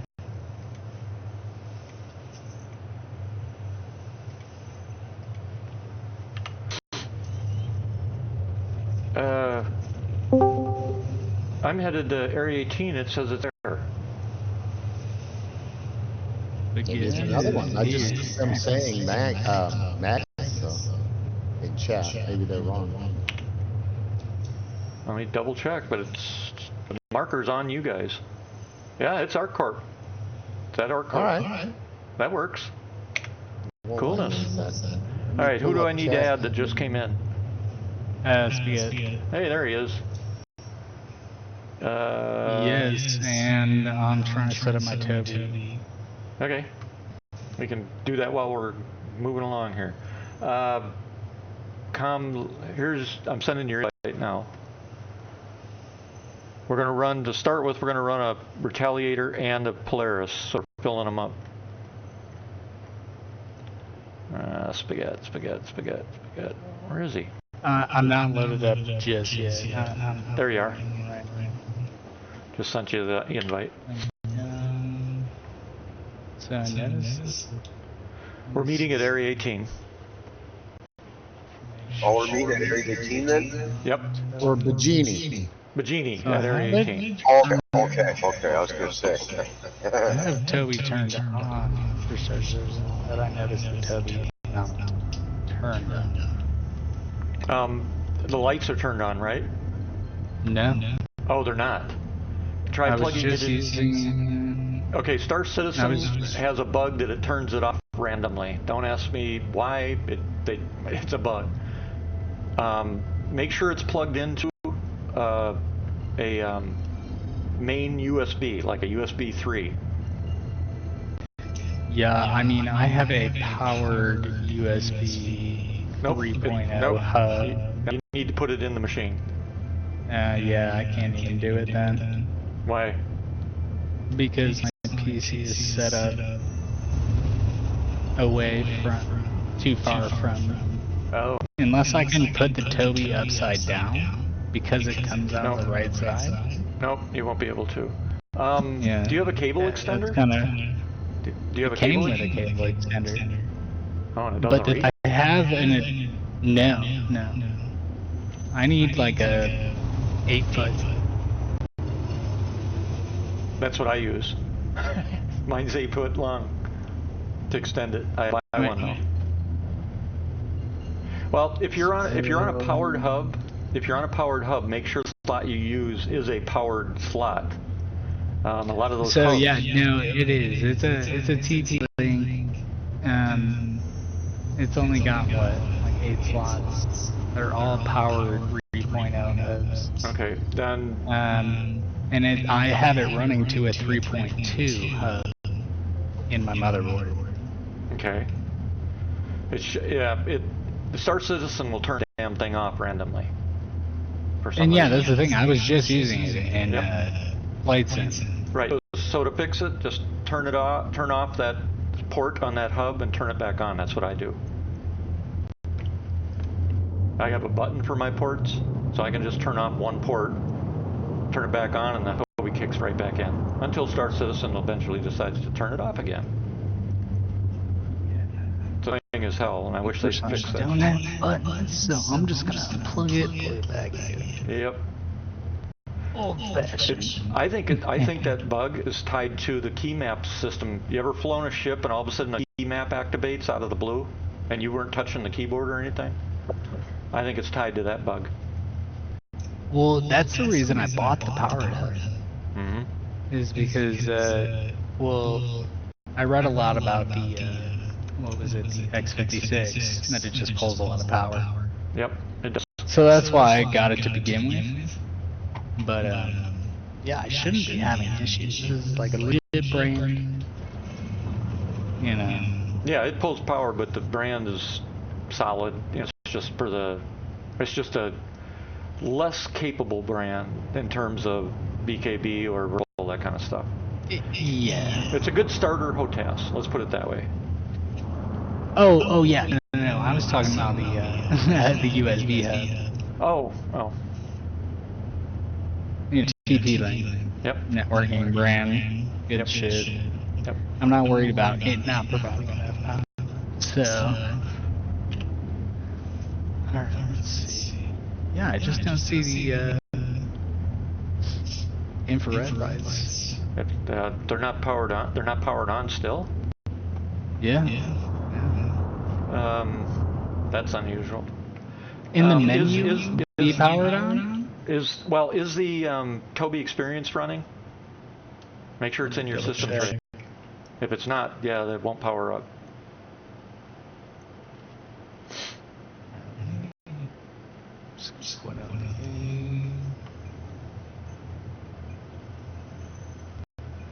Just for those that don't know, I'm also an affiliate for the Tobii thing. That's why my stream has it on there too. I'm the person. I will say. My fiance got it. Was that it? Yeah. Without the code. Yeah, I have a link that right now it's actually 20% off the Tobii, but I'm the guy that actually got to implement it years ago. That was the hardest secret to keep too, boy. Because I was so excited. It took me over a year talking to SIG and sending them video, and they would request certain information, and I finally got one of the Tobii guys to give them a call, and I started it. And then I figured out a way to make the Tobii work before SIG implemented it. So people What is Tobii? It's an eye and head tracker that sits right in front of you on the bottom side of your monitor. You don't have to wear a headset. You don't have wires all over. Nothing. It just sits there, and wherever you look in the game, wherever you go, your head follows, just like if you were driving your car or truck in real life. But also in this game, Pretty cool. whatever you look at in this game, you can either have it instantly lock what you look at, or highlight so that you can lock it in the game. So I can turn my head completely around, lock a target in the game. I can look over, turn my head around, look over my shoulder, lock a target, and fire missiles. Stuff like that. But it basically, the way I describe it is, it's like driving your car in real life, looking around, checking your mirrors, that kind of stuff. That's how quick and real time it is. If you look at the stream on Twitch, you'll see it in action right now because I'm using it.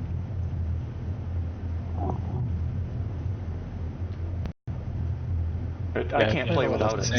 So yeah, and there's hundreds of games that support. There's hundreds of games that support it. What's your channel called? Twitch.tv/Malachi.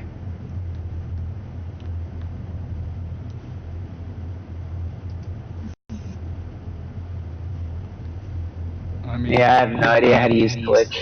So I'm not gonna be able to. Just Twitch. Do you have an account on Twitch or? No. Okay. You should still be able to see the channel without an account. Just type in twitch.tv/Malachi. Or you can also use navy.gg/Malachi, but it's https://navy.gg/Malachi. Which I gotta turn that on here quick. Confused. Alright, I'm joining on you guys. If the Tobii works, it does. If not, that's fine. Yeah, we'll figure it out if it doesn't later. I wanna help you guys finish this, not sit here and help me do this shit. Definitely, we appreciate it. We got lucky getting one done last night, and because we weren't even at the mission. We weren't even at the mission when it happened. No.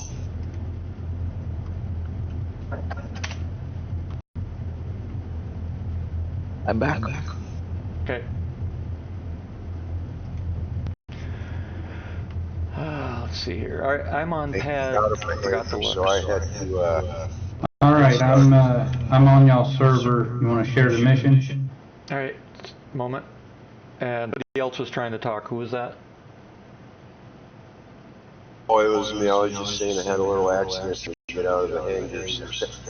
Okay. Got a little excited, so I had to restart. All right, for But those coming. I'll be up to bikini in a couple. Okay, I need a couple of you to man a couple turrets for me on the Retaliator. Don't bring anything that you want to keep because we're going to be a target. And then everybody else is going to the Polaris. But we're going to run interference for the big boy once we finish out. Who's bringing the Polaris? Where is everyone? Area 18, the Bajini space station. Yeah.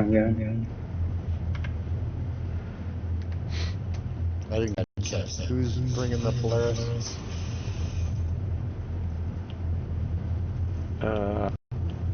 Is anybody bringing a Polaris?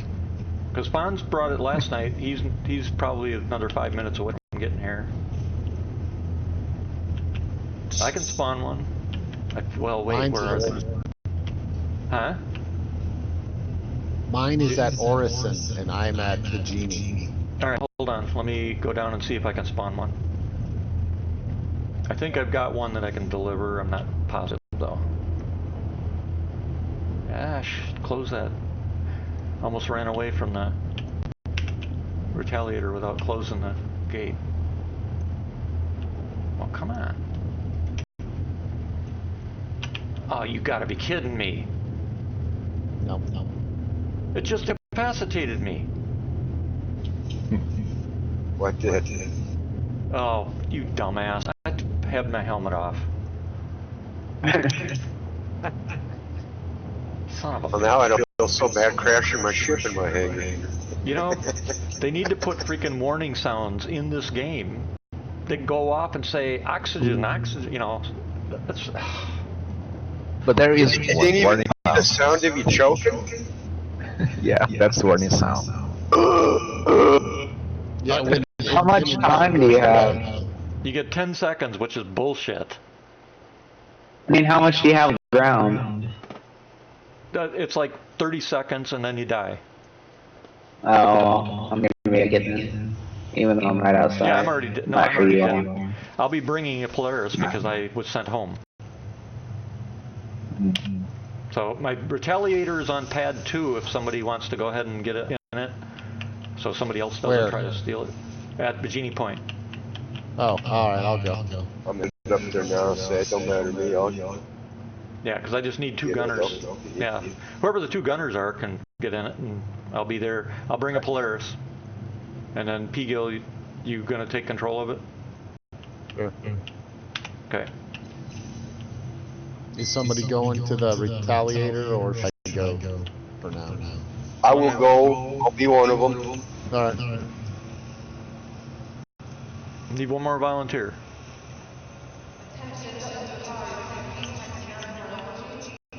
And Poor, what's your preference? I'm still down at Larville. So whatever I can catch up to, yeah. Okay. A couple others we're waiting on too. Where in the hell am I going? God, I haven't had a drink, I swear.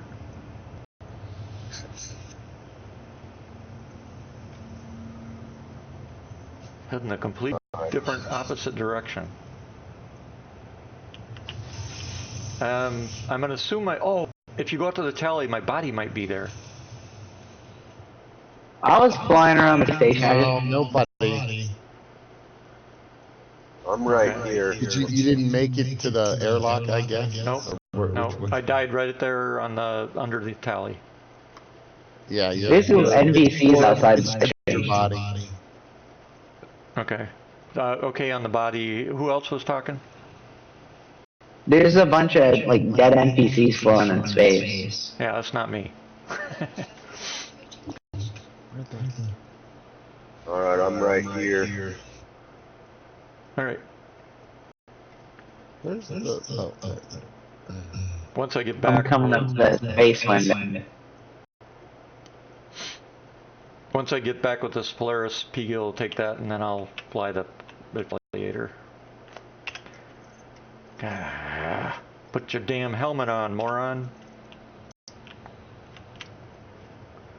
But sir, I was eating. Why can't I? You know, I should do one of those whines that people do. Why can't I eat space with my helmet on? Who's this? It's a Solus Kyle. There's somebody on the tally elevator with me. Yep, this is Solus Kyle. Okay. Well, is he in the party? He just don't have your mark. He is in the party. Just don't have your mark. I wasn't gonna hit the elevator button until I... Oh. Didn't want a surprise. Nope. No. All right. Yeah. It's been a minute since I've been I'll in. leave. I wasn't sure. I just wanted to make sure we had that. Yeah. Nope, you're right. That's absolutely right. You always want to make sure whoever's coming in the ship is one of ours. All right. Cool. I can see. I can go with face cam. Alright, I think I'm getting in the starboard turret. Yeah, while you're waiting on the rest of us to get back there, just wander around the station or whatever. Take it off the pad. I think it's, yeah. Why don't you go ahead and do that? Move it to the right of the pad or something so it's not interfering with other people trying to land. It'll sit there and hover without any issue. Do not use the airlock. Huh? Is Bentley in the call? What? Bentley? He like a Farnsworth Bentley? I clicked on the little like MFD on my ship and I clicked Farnsworth Bentley. I don't know what that is, but it put like a little face cam on. I can see him like riding Amsterdam right now. Yeah, that's called FOIP. Although that's sucking your bandwidth big time using it. It's going to make your computer work triple time because it has to draw real-time animation.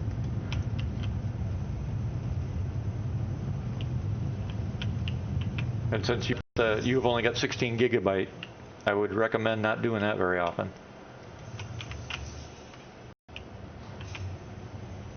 But it's called VoIP. Voice. You get voice over IP and space over IP. Alright.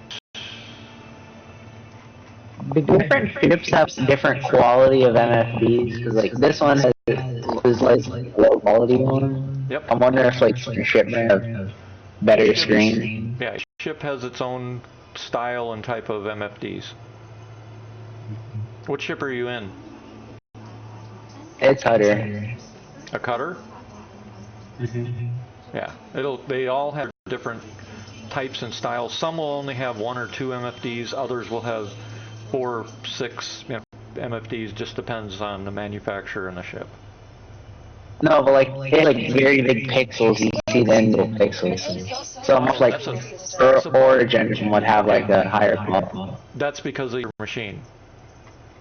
You don't have enough memory. It'll smooth out eventually as it fills up that page file we set. But until it draws all those shaders and fills up that memory, some things will probably look grainy or pixelized to you. Only pixelized like that. Like whenever you only in the MFD screen, like it shows the, you can see like how pixels are like red, green, blue, or whatever it is. You can see like those of that. Okay, go into options. Options. Yep. Turn off blur and turn off chromatic aberration. Your vehicle has been delivered. I'll look at this.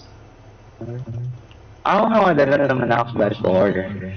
They're in the graphics tab, and then they'll be towards the bottom of the list.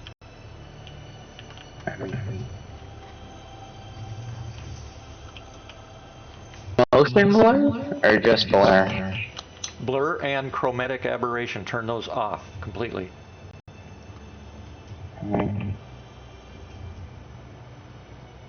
I don't even know why they bothered to put chromatic in a game. What is chromatic aberration? It's like giving yourself it's basically astigmatism. Yeah, an like eyeball? lens flare. So think lens flare. It's an artistic bullshit.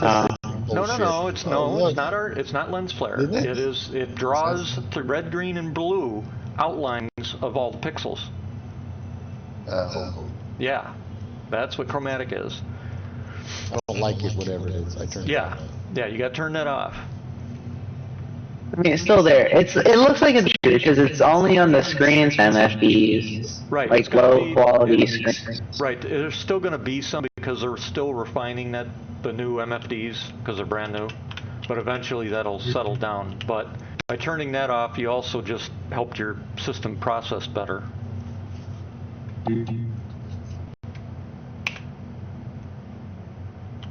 But you definitely want to get another 16 gigabyte in that machine.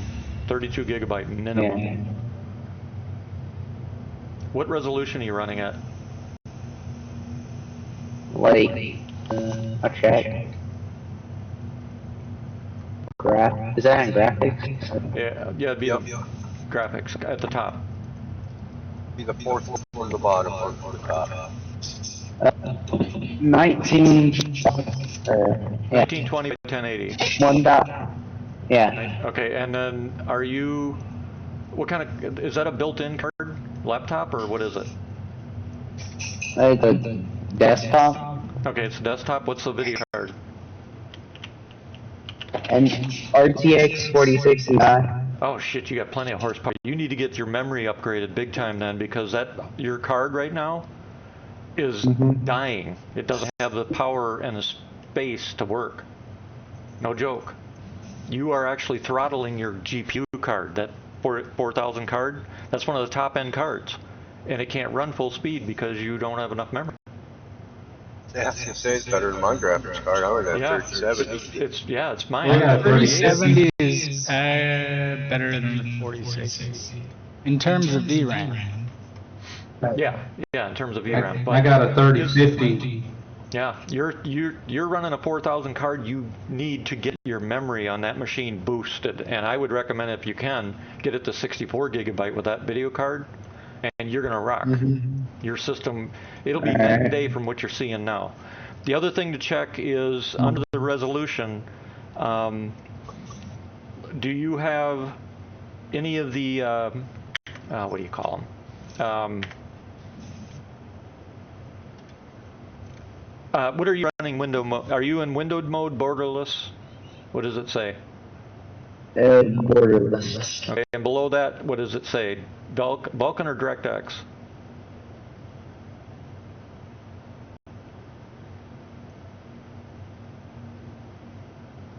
It'll say right under borderless, it'll say graphics render. What's that say? I just lost the mission. Yeah, I did too. I did too. No, we didn't get there in time. So I'm gonna wait to call it again. I was going to go there and start trying to strip off some of the.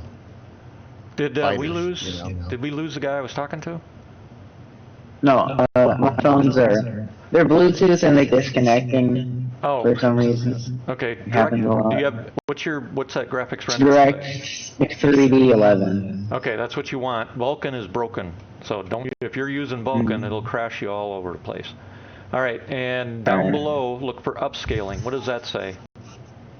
It's just off right now. Okay, leave it off. Actually, no. Turn that on. Turn it to performance and DLSS. That should help your throughput. Is the upscaling technique? Yeah. Yeah. Turn it to performance and DLSS. Alright, I did that. And then quality very high. Yeah, it's already under it. Alright, scattered should be high. High. I got everything on mostly the max graphics. Okay. Screen space shadows, volumetric clouds I would turn down a bit since you don't have the memory. Alright. So medium? Medium's the lowest, I guess. I think medium would be decent. Motion blur off. VSync. Are you running VSync? Yes. Okay. I don't know what that is. Basically, if you have a G-Sync monitor, you can turn that off and it'll double your FPS. Sharpening is okay. Chromatic is turned off. Film grain, turn that on or off, whatever you want. So you should be good to go then. I would turn film grain off. I think it's an atrocious freaking. No, I agree. But a lot of people actually seem to like it for some unknown reason.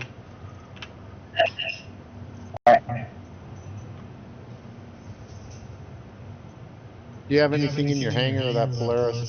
I can put my F7A in there. Are you here at Orson? No.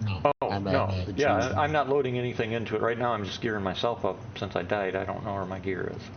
Yes, see, I don't know. I have to use track IR with OpenTrack in order to get it tracking at the moment. I wonder if that's interfering with it. That may be the problem. I mean, I didn't have this open originally. Didn't have what? I didn't have an OpenTrack and everything open. When yeah, I but the was drivers, right? But drivers will actually recognize each other.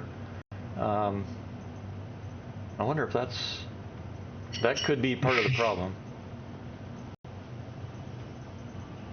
I mean, it's working pretty decent for now. So. For OpenTrack, yeah. All right. Where is everyone at? Bajini. Hey Malachi, do you want to take the mission again and share it? I'll go start cleaning out fighters. Okay, can do that. The upscaling doesn't know how to show afterburner. Like, they're fine whenever I'm going straight, but as I turn, the afterburners in motion where they were already. Yeah, what it's doing is we set it to performance to help your machine. If you turn it back up to quality, you'll see them again. But remember, your system's going to suffer because you don't have enough memory. So it's going to cull out as much as it can to keep you playing.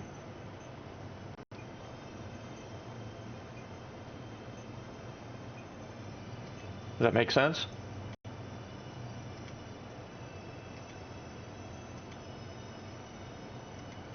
Get ready for the share, by the way. I'm ready. Shared. Got it. Alright. Yeah, your problem is you don't have enough memory. You need memory, and then you can max out all that shit, and you'll run faster than the rest of us.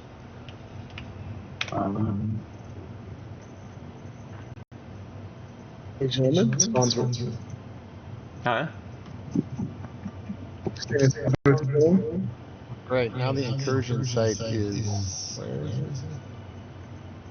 Oh yeah, I still have the like face cam. The incursion Make sure site y'all got is called now on. on Crusader. Yeah, you guys, when somebody's talking, you got to wait until they're done talking. Otherwise, it just covers everybody. Who just came in, by the way? Okay, hold on. I'll send you the party invite. Thank you. I should have joined off of your server, and I am at Crusader. Okay, we're headed to Area 18. Malachi, the incursion site is now in Crusader Yellow. Oh, nice. Well then, hell, everybody come to. What do we want to meet at? Seraphim? Seraphim or wherever. I'm going to go straight to the incursion site just to start fighting the fighters. Okay. Is anybody going with you? No, I'm just in a fighter. Okay. Yeah, it's going to be. Yeah, if you guys want to do that while the rest of us are getting reset up again, that's fine. I don't have a problem with it. I should be done in a few minutes finally, so I'll meet everybody at Seraphim. I'll let you know when I get up there. Somebody share the mission? Yeah, I did. I'll share it again. Whoever's in my tally, bring that along, please. You want me to drive the tally to Seraphim? Yep. Yes. Okay. We're done. Welcome to Seraphim around. Shared. Got it. Thank you. Got it. Yeah, I didn't get it. It was quick. I was in my map. Sorry. Shared. Okay, so who's? Alright, got it. Who am I riding with? If anybody's in Bajini, I'm about ready to take off with his retaliator. What pad? Pad He was 2. on pad Pad 2. 2. Pad 2, yep, pad 2. On my way. I'll wait for you.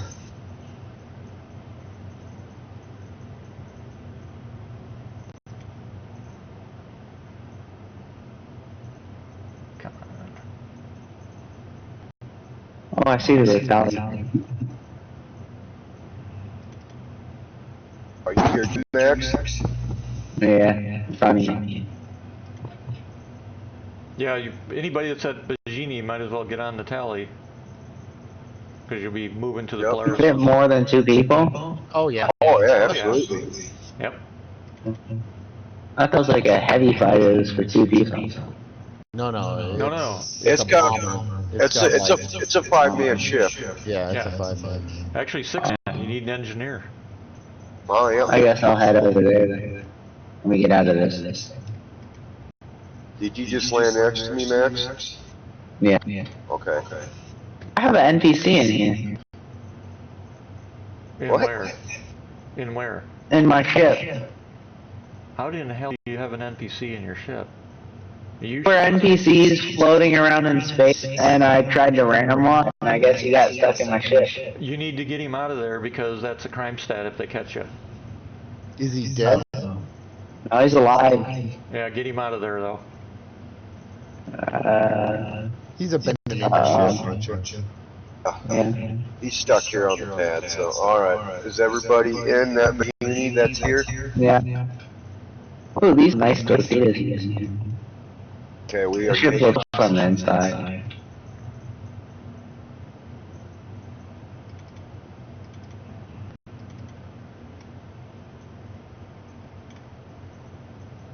heading route to Seraphim. Wait, I should be saying that probably. Alright.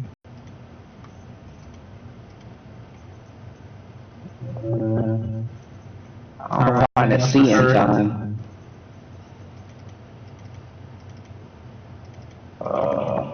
Wait, is this a door? Oh my god. I'm confused. Oh, this is way.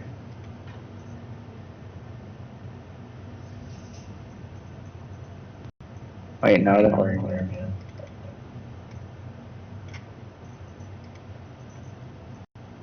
Uh-oh.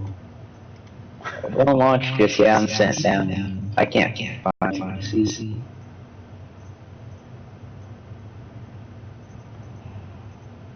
It's good when Well, there's something real fun.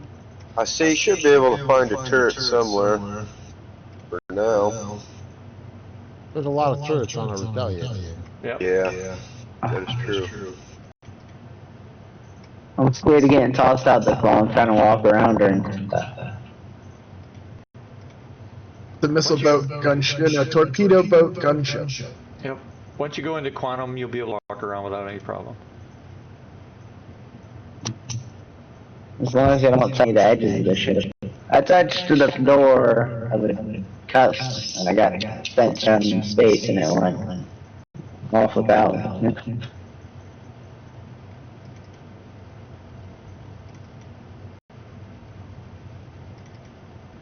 Come on.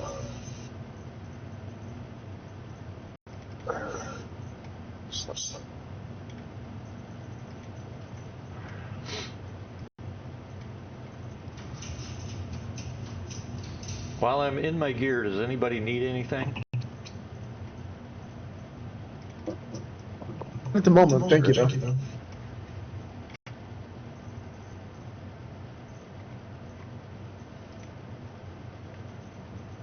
What about food, water, anything like that?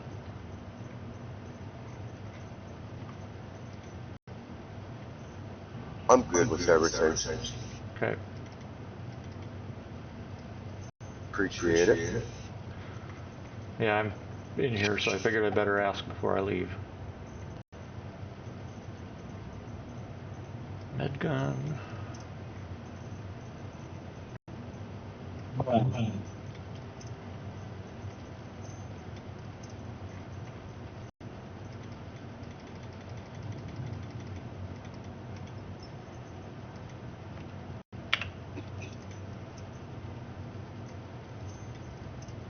Wait, what are we doing? I thought we were jumping. We are currently en route.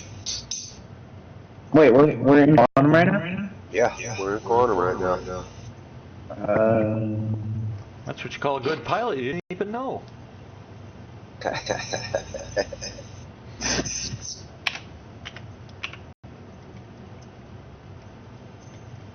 I might have to try to pay attention though, because I think I'm headed straight to the incursion site. I gotta stop it right when we get to Crusader. Yeah, I'm at the incursion. Tried getting on to Crusader, but there were so many bubbles. Yeah, I know. This nav system is a piece of shit. There's two things you'll hear me bitch about constant. The navigation system and master modes. Although now as of today, I know master modes is going away, so I won't bitch about it no more. Let me say, yeah, it's definitely better than it used to be. Yeah, I just don't have this, I don't like this idea, one, of limiting my speed to the point that I can't use my skill. And I don't like the idea that I turn off all of my defenses just to jump. That makes literally no sense. Yeah, I didn't like that part of it either when they switched to that, to be honest. That kind of pissed me off a little bit. It's like, yeah, my argument. And what? Yeah, my argument to Sig was, who in their right mind is going to fly a cargo ship with $1 billion worth of credits of cargo and not have shields up? Right, exactly.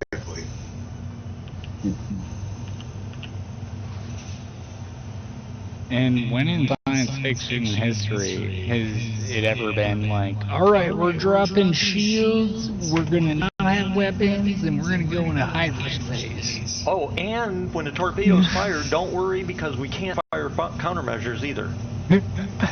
Yeah. Don't worry about it, guys. It's above your pay grade. Yep. I got like greased. In other words, point defense are working. No, I wasn't anywhere. I was like avoiding. I was just going after fighters. But they took out my F-7A in incredibly short order. Yeah. So you have the Idris there. Can I, if I take a real small ship and you Idris, a hammerhead, and a lot of fighters. Oh, yep. Then we're going to need both the Polaris and the Retaliator. So we'll meet at Seraphim. Somebody's right here with me. UN4? Yep. What ship do you have? 85X. Oh, well, that's perfect. Come pick me up. Yeah, and he can run the turret if they fixed it. I am gonna be pulling up on my Gladiator. I'll just jump on the Because your turret has no lights in it.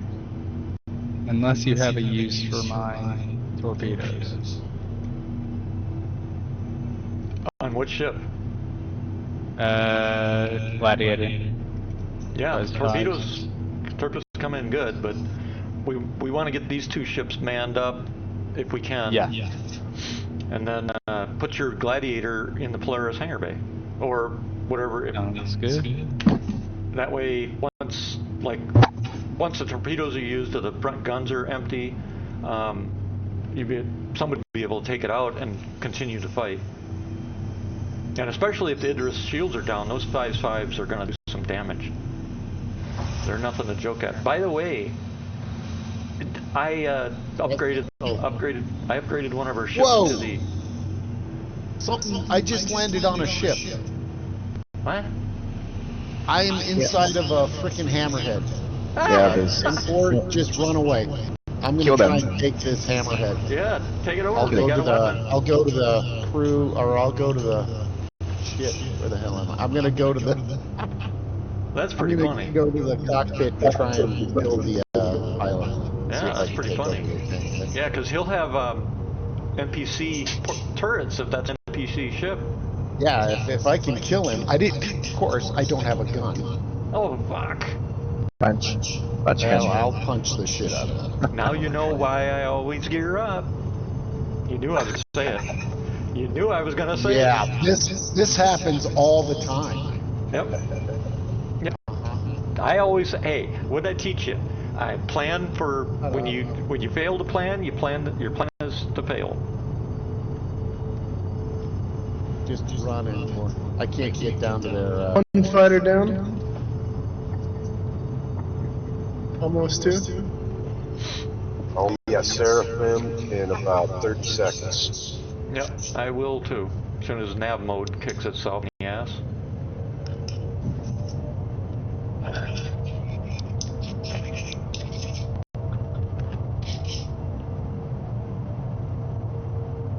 Yeah, I just saw you guys arrive. I'm gonna work on these little fighters. Okay, that sounds good to me.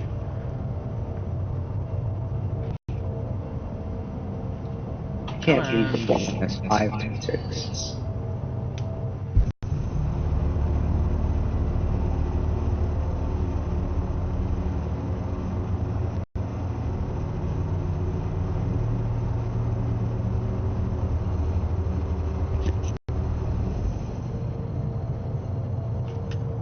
Polaris incoming. Alligator incoming. Son of a bitch. What? I can't get into the cockpit. You guys are. You can't get in the cockpit. What's it doing? No, the doors are not opening. Oh, I wonder if doors open. Doors open. Doors open. For some reason, you guys must have locked something up because you're flashing temporary red. How do I pull up my fist? Crying out loud. Does anybody on your ship have a crime stat? What ship? On the Retaliator? Yep. Come on. Adam got a crime stat. Okay. I got no crime stat, no. Somebody had a temporary one. It's gone now. Good. Oh. Okay, I'm gonna come up Here we go. We'll swap ships here. I'll just come to hover next to you, so don't move. Okay. Three down. I think the Idris is aiming the railgun at Big Yell's hammerhead. Now there it is. I think it just took it out. I think I'm dead. That's 4 down. Yeah, the hammerhead is now dead. And I'm dead. Well, look at it this way. You sacrificed your life to keep us from having to kill another hammerhead, so there. Yeah, and, that's okay. If any of you... There can be no victory without sacrifice. Right. You're noble as a bug. Okay, just so you guys know, if somebody in the tally, if you're in a turret or something, you're targeting things, it's turning you on and off bad guy. When you're in a missile boat or a torpedo boat or turret, if you target things, you're automatically getting a crime stat. Unless that target is red, you don't want to target anything, because a missile lock is an immediate crime stat.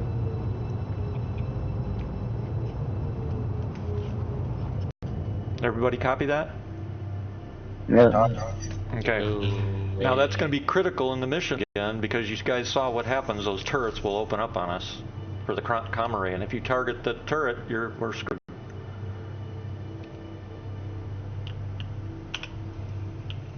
So don't target turrets. All right, I'll bring open the port side airlock for the Polaris for you guys to slide over here, and then I'll take over on the tally. When Pigo gets here, he'll take pilot control of the Polaris. I'm gonna turn off engines and then get out of the pilot seat. All right, yeah, you can leave engines on either way.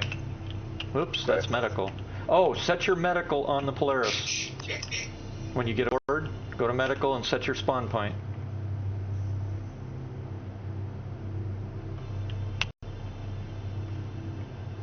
Are we? Alright, if you guys want to go over and hop on the Polaris now, we're right under it. Port side. Port side is where I'll open the airlock, so. Port side is left. Once I freaking go the right direction myself. I do not know what the ship is. Huh? I don't know what the ship is. That's why I said go to the That one port behind side. you, I'm coming. Alright, I found it. Somewhere. Alright, I'm gonna open this airlock here in a second. Follow my marker. Open the frickin' door. Thank you. If whoever's EVA and go up and to your right. I'm right here by the airlock. I just came out.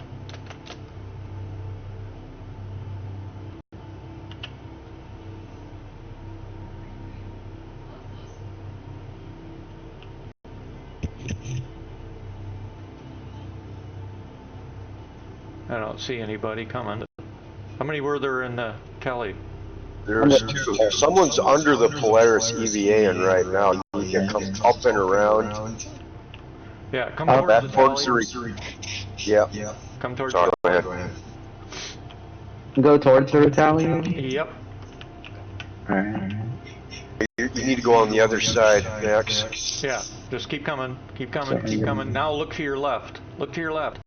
Your left. Oh, your other left. See This me? is my left. There you go. There's that's The the airlock. opening? The airlock is go. open. He's There in. you go. Oh shit. I had something like supposed to come up, so I gotta have that. Alright.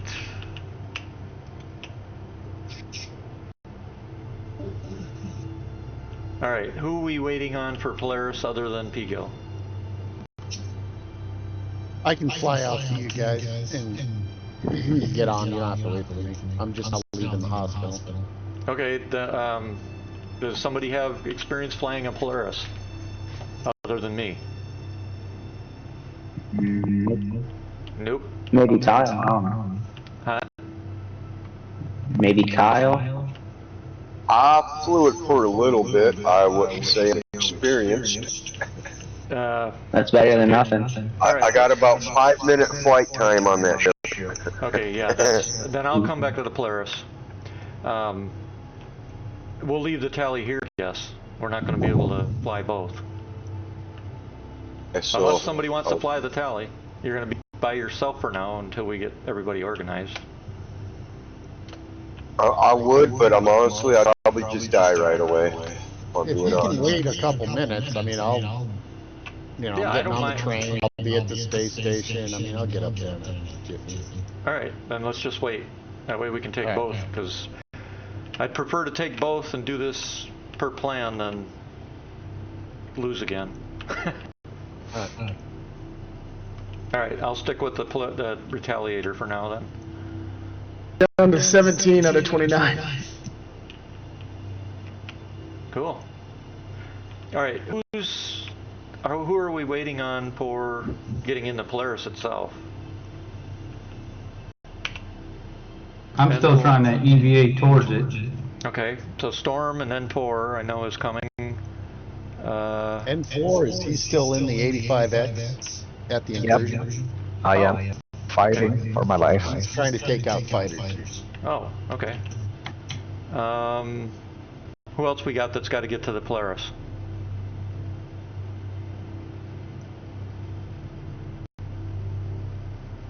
That's everybody? There's someone out here EVAing. Yeah, Storm Raptor's still coming. Okay. And P-Gill's coming to you because he'll pilot. And so Storm... Is the hangar open? Can I just land a ship in the hangar? Or is it No, I didn't open it. Somebody needs to run to the hangar and open it for him.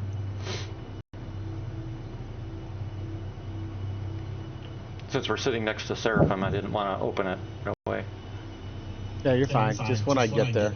Yeah, wait till he gets there. That's true. Where are you? I'll just come to y'all. I'll come to y'all. We're at Seraphim. There's a Tally and a Polaris parked next to each other. Get up. Okay, it looks like my EVA is malfunctioning because I can't go forward, I can go in reverse. What? I Double was check your key wondering, maps. I seen you flying backwards. Check your key maps. I am. I've checked them. Everything's set right, but for some reason I'm flying in reverse. Probably some inverted. Oh yeah, you might have it inverted. Yep. There's another Polaris here. Okay, just keep an eye on them. Alright, false alarm.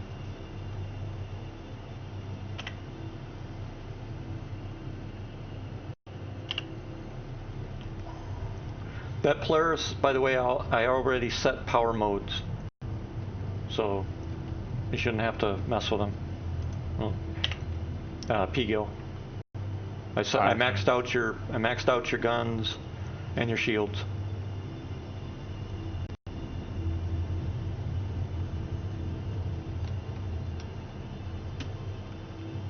Did I get on the right side turret or something? Yeah, you guys can pick your turrets on the Polaris. That's up to you. Or where P-Gill might want you, I don't know. He's the captain of the ship.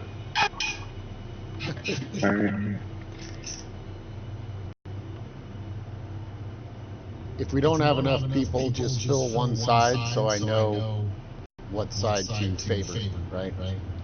Yeah, what I would recommend highly that you do the shoulder mounts.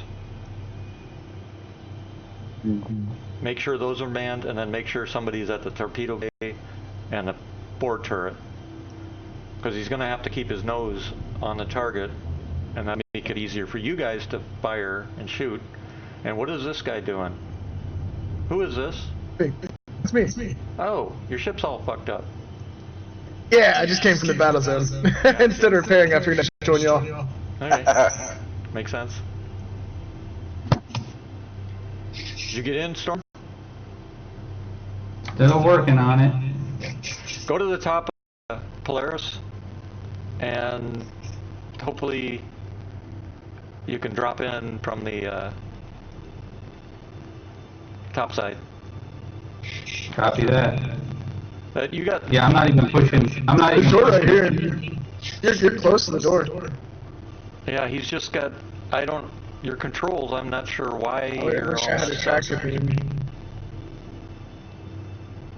That's weird. You might have the controls inverted. That might be the issue. Because that's what it looks like. You're flying Superman backward. Yeah, I thought I was just fucked up, but I seen it flying backwards.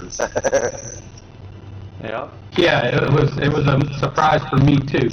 If somebody can open the bay That for it. normally UV-8 before, right? And it's been fine. Well, do you want the bottom one or the top door? Yeah. No, go to the Hangar door, bottom? Hangar door. Gotcha. Somebody be there with a med gun ready to heal him if he needs it all as soon as he hits the floor. Because he's probably not going to be able to land on his feet. Somebody else can be here. Yeah, make sure there's somebody in the hangar so when he hits the floor you can hit him with a gun right away. Med gun. Hangar door's opening? I mean, I could slow down as long as I push forward, but that's about it. The only issue is once you get over the hangars, gravity takes place. Right. And then you'll fall. Yep. So the idea Gotta be here as close as is- you can. Yep, get as close as you can, and then somebody with a med gun will be ready to hopefully zap you before you die. I'm gonna drag you over to the medic bay.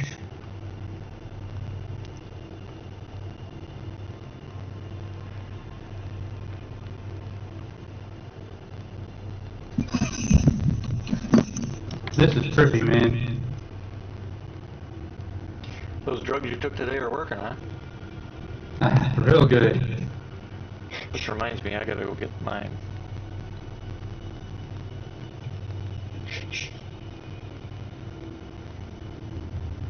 Well, the Eagle has landed. And you're still alive?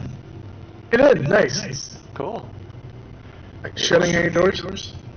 Hey, that's one for the books, I'll tell you that much. Yeah. Well, you've been around when we've had, PGLI and you and some others, where we've had to convolute ourselves to get a ship open or, move shit or whatever. Yeah, but that's the first that my EVA was backwards because I couldn't go forwards. Yeah. You're definitely going to want to check your controls, make sure they're not inverted for EVA, because that's what it looks like. Yeah, but the weird thing was forward was slowing me down. Yeah, there's something not right. Does your keyboard have one of those switches that can switch from keyboard mode to console mode? Or analog mode? No, it's a straight keyboard. Okay. I got a kick out of somebody who were trying to help once, and that was the problem. They'd flipped the switch to that console mode that certain keyboards can go into. So everything was either backwards or ass wrong, Took us a long I'm here. time. Is the hangar door still open? No, they closed it.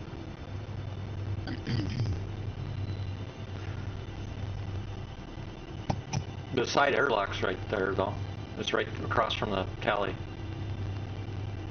I was gonna land inside of it. Oh, you're gonna put your ship in there. Yeah, can somebody open the... As well. Okay. Somebody put the hangar open, please?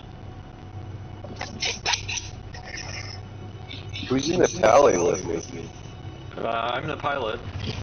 Okay, so it's just me and you. Eagle, you're getting shot by the PDCs. Oh, what the hell? Why? I don't know, but the PDCs just took you out. You probably had a crime stat of 1 or something. Why do I have a crime stat? Is anybody in that ship that just got blown up? That's PD. I That was was. P-Gill. Oh shit. Our PDCs opened up. Oh, that's the one that... Damn. Where is it going to set you? Why would I have a crime stat? If you, well, remember, if you were in missile mode and targeted a turret. No, it wasn't in missile mode. Where's it going to Tell you spawn right you? behind him. Where's it going to spawn you? Orson? The turret's been screwy lately, though. Well, you are going to Orson, Pigo? Oh, I'm there already. Oh, okay, good. What I mean is, we'll just wait for you here, then it won't be very long. Okie Yeah, that Oh was, man, that's well, at least for the very first time, I got to watch our PDCs in real life open up. They took him up. They took him up. I was all just hanging out over got him there, with the waiting for the quickness. hangar doors to open, and then all of a sudden, get Yeah, dead. that was What's pretty up, cool to see, PC? though. You got hit by 5 of them. Yeah, they fucking lick you up like a fucking Christmas You know, tree. if we do have somebody in the co-pilot seat Looks up like the front turret on the was ship, shooting they at can me actually as open well. the hangar door from up there. Now what the Oh hell? man, that's a hell of a screenshot if I ever saw one. I just Hey, if somebody wants to grab my body out of that wreckage, that'll my save me a screen little. my screen just froze. What the hell? Anybody else have their screen freeze? And No, my definitely goes on. Yeah. and it's gonna. I have a CG. crime stat of 0. I'm not sure what Fucking could game. cause this. Game just Just crashed got on me. pranked. Yeah, the ship pranked you. Yeah. Our citizen knows we're here to kill it. He's trying everything in his power to thwart us. Jesus, what the fuck? This is ridiculous. Was it those little, You're like, not the captain of this ship, bitch. Damn. Game just crashed on me. Oh, shiza. Hopefully, he should still spawn. He's still in the pilot seat. Whoa, what the hell? I got in the co-pilot seat, and like the seat's not even on, but it immediately started acting like I was the pilot. I was like, "Whoa, no, do not turn." It looks like you're still in the pilot seat now. Yeah, I'm trying to get in before I disappear. I say, hopefully, yeah, it should spawn you right back in it. Yep, if I can get there quick enough. I'm loading in now. That is so cool. Co-pilot has a camera to the hangar and the ability to open the hangar door from the co-pilot seat. Yep. Nice. There's a lot of nice features on the Polaris. That's right, I see you. Each of the living quarters has 2 lockers for you that you can use. And one of them is an open locker, so you can share with other people. One's your private one. What else does it have? The camera, like you pointed out. There is a cargo elevator in the cargo bay that goes up to the torpedo bay. You can actually reload the rotary launchers on the Polaris while you're in combat. Can we get the torpedoes? Is it? You can buy them in I the store. assume it's probably. Okay. You can buy them in a store. In one of the ship stores. I wonder if they've added them yet, the kiosks, though. My guess was in Crusaders, or Orson's showroom with the Crusader ship, because that's where you could buy those cluster bombs and everything else before you could buy them anywhere. Yeah, Area 18 has the Tally's torpedoes, so I'm thinking it might be there too. But yeah, fill that cargo bay with torps and have a crew that can reload in real time in a big battle. That'd be fun as hell, I think. Oh well. Hell yeah. Can't wait for that shit. Yeah. Yeah, because you're in a big battle, shit's going to hell, you got to get the torpedoes loaded so you can fire and finish off your target, and you're yelling. Man, I really hope they complete this game by the time I'm 80. Yeah. The thing that did upset me today in one of those videos that I posted a bunch of videos in the members section, and in one of the videos that I watched today, they announced that the Genesis and the Endeavor are not going to be released until they release 1.0. That's fair. I'm still surprised the Endeavor is as cheap as it is. Despite, like, I get you have to pay extra for the modularity to it. Yeah. Like, the overall size. I thought... That's gonna be the one where it's gonna be like, it can be massive, right? Yeah, but my problem is 1.0, we were led to believe, was supposed to have all the game mechanics active. It's the first That's true. actual release. If they're not releasing Oh, I'm thinking Endeavor- 4.0. Yeah, no. I see what you're 1.0. saying. And that's 2 years from now, 1.0. You know, for the actual release of the game. And they're not going to have the Endeavor with its capabilities in it. That means they're not going to get all the mechanics in the game. I'm really hoping that there's some hookup, like hitch that they have at the moment, and once that, whatever small development team gets past that, they'll move on to help everybody else out, and then we'll start being able to add more. And they're just, I'm hoping they're being kind of like conservative with their, this is what we're gonna have, and then they can go beyond that, as opposed to this is what we have and have to pull back like usual. Yep. Hold on, I gotta reset the stream computer.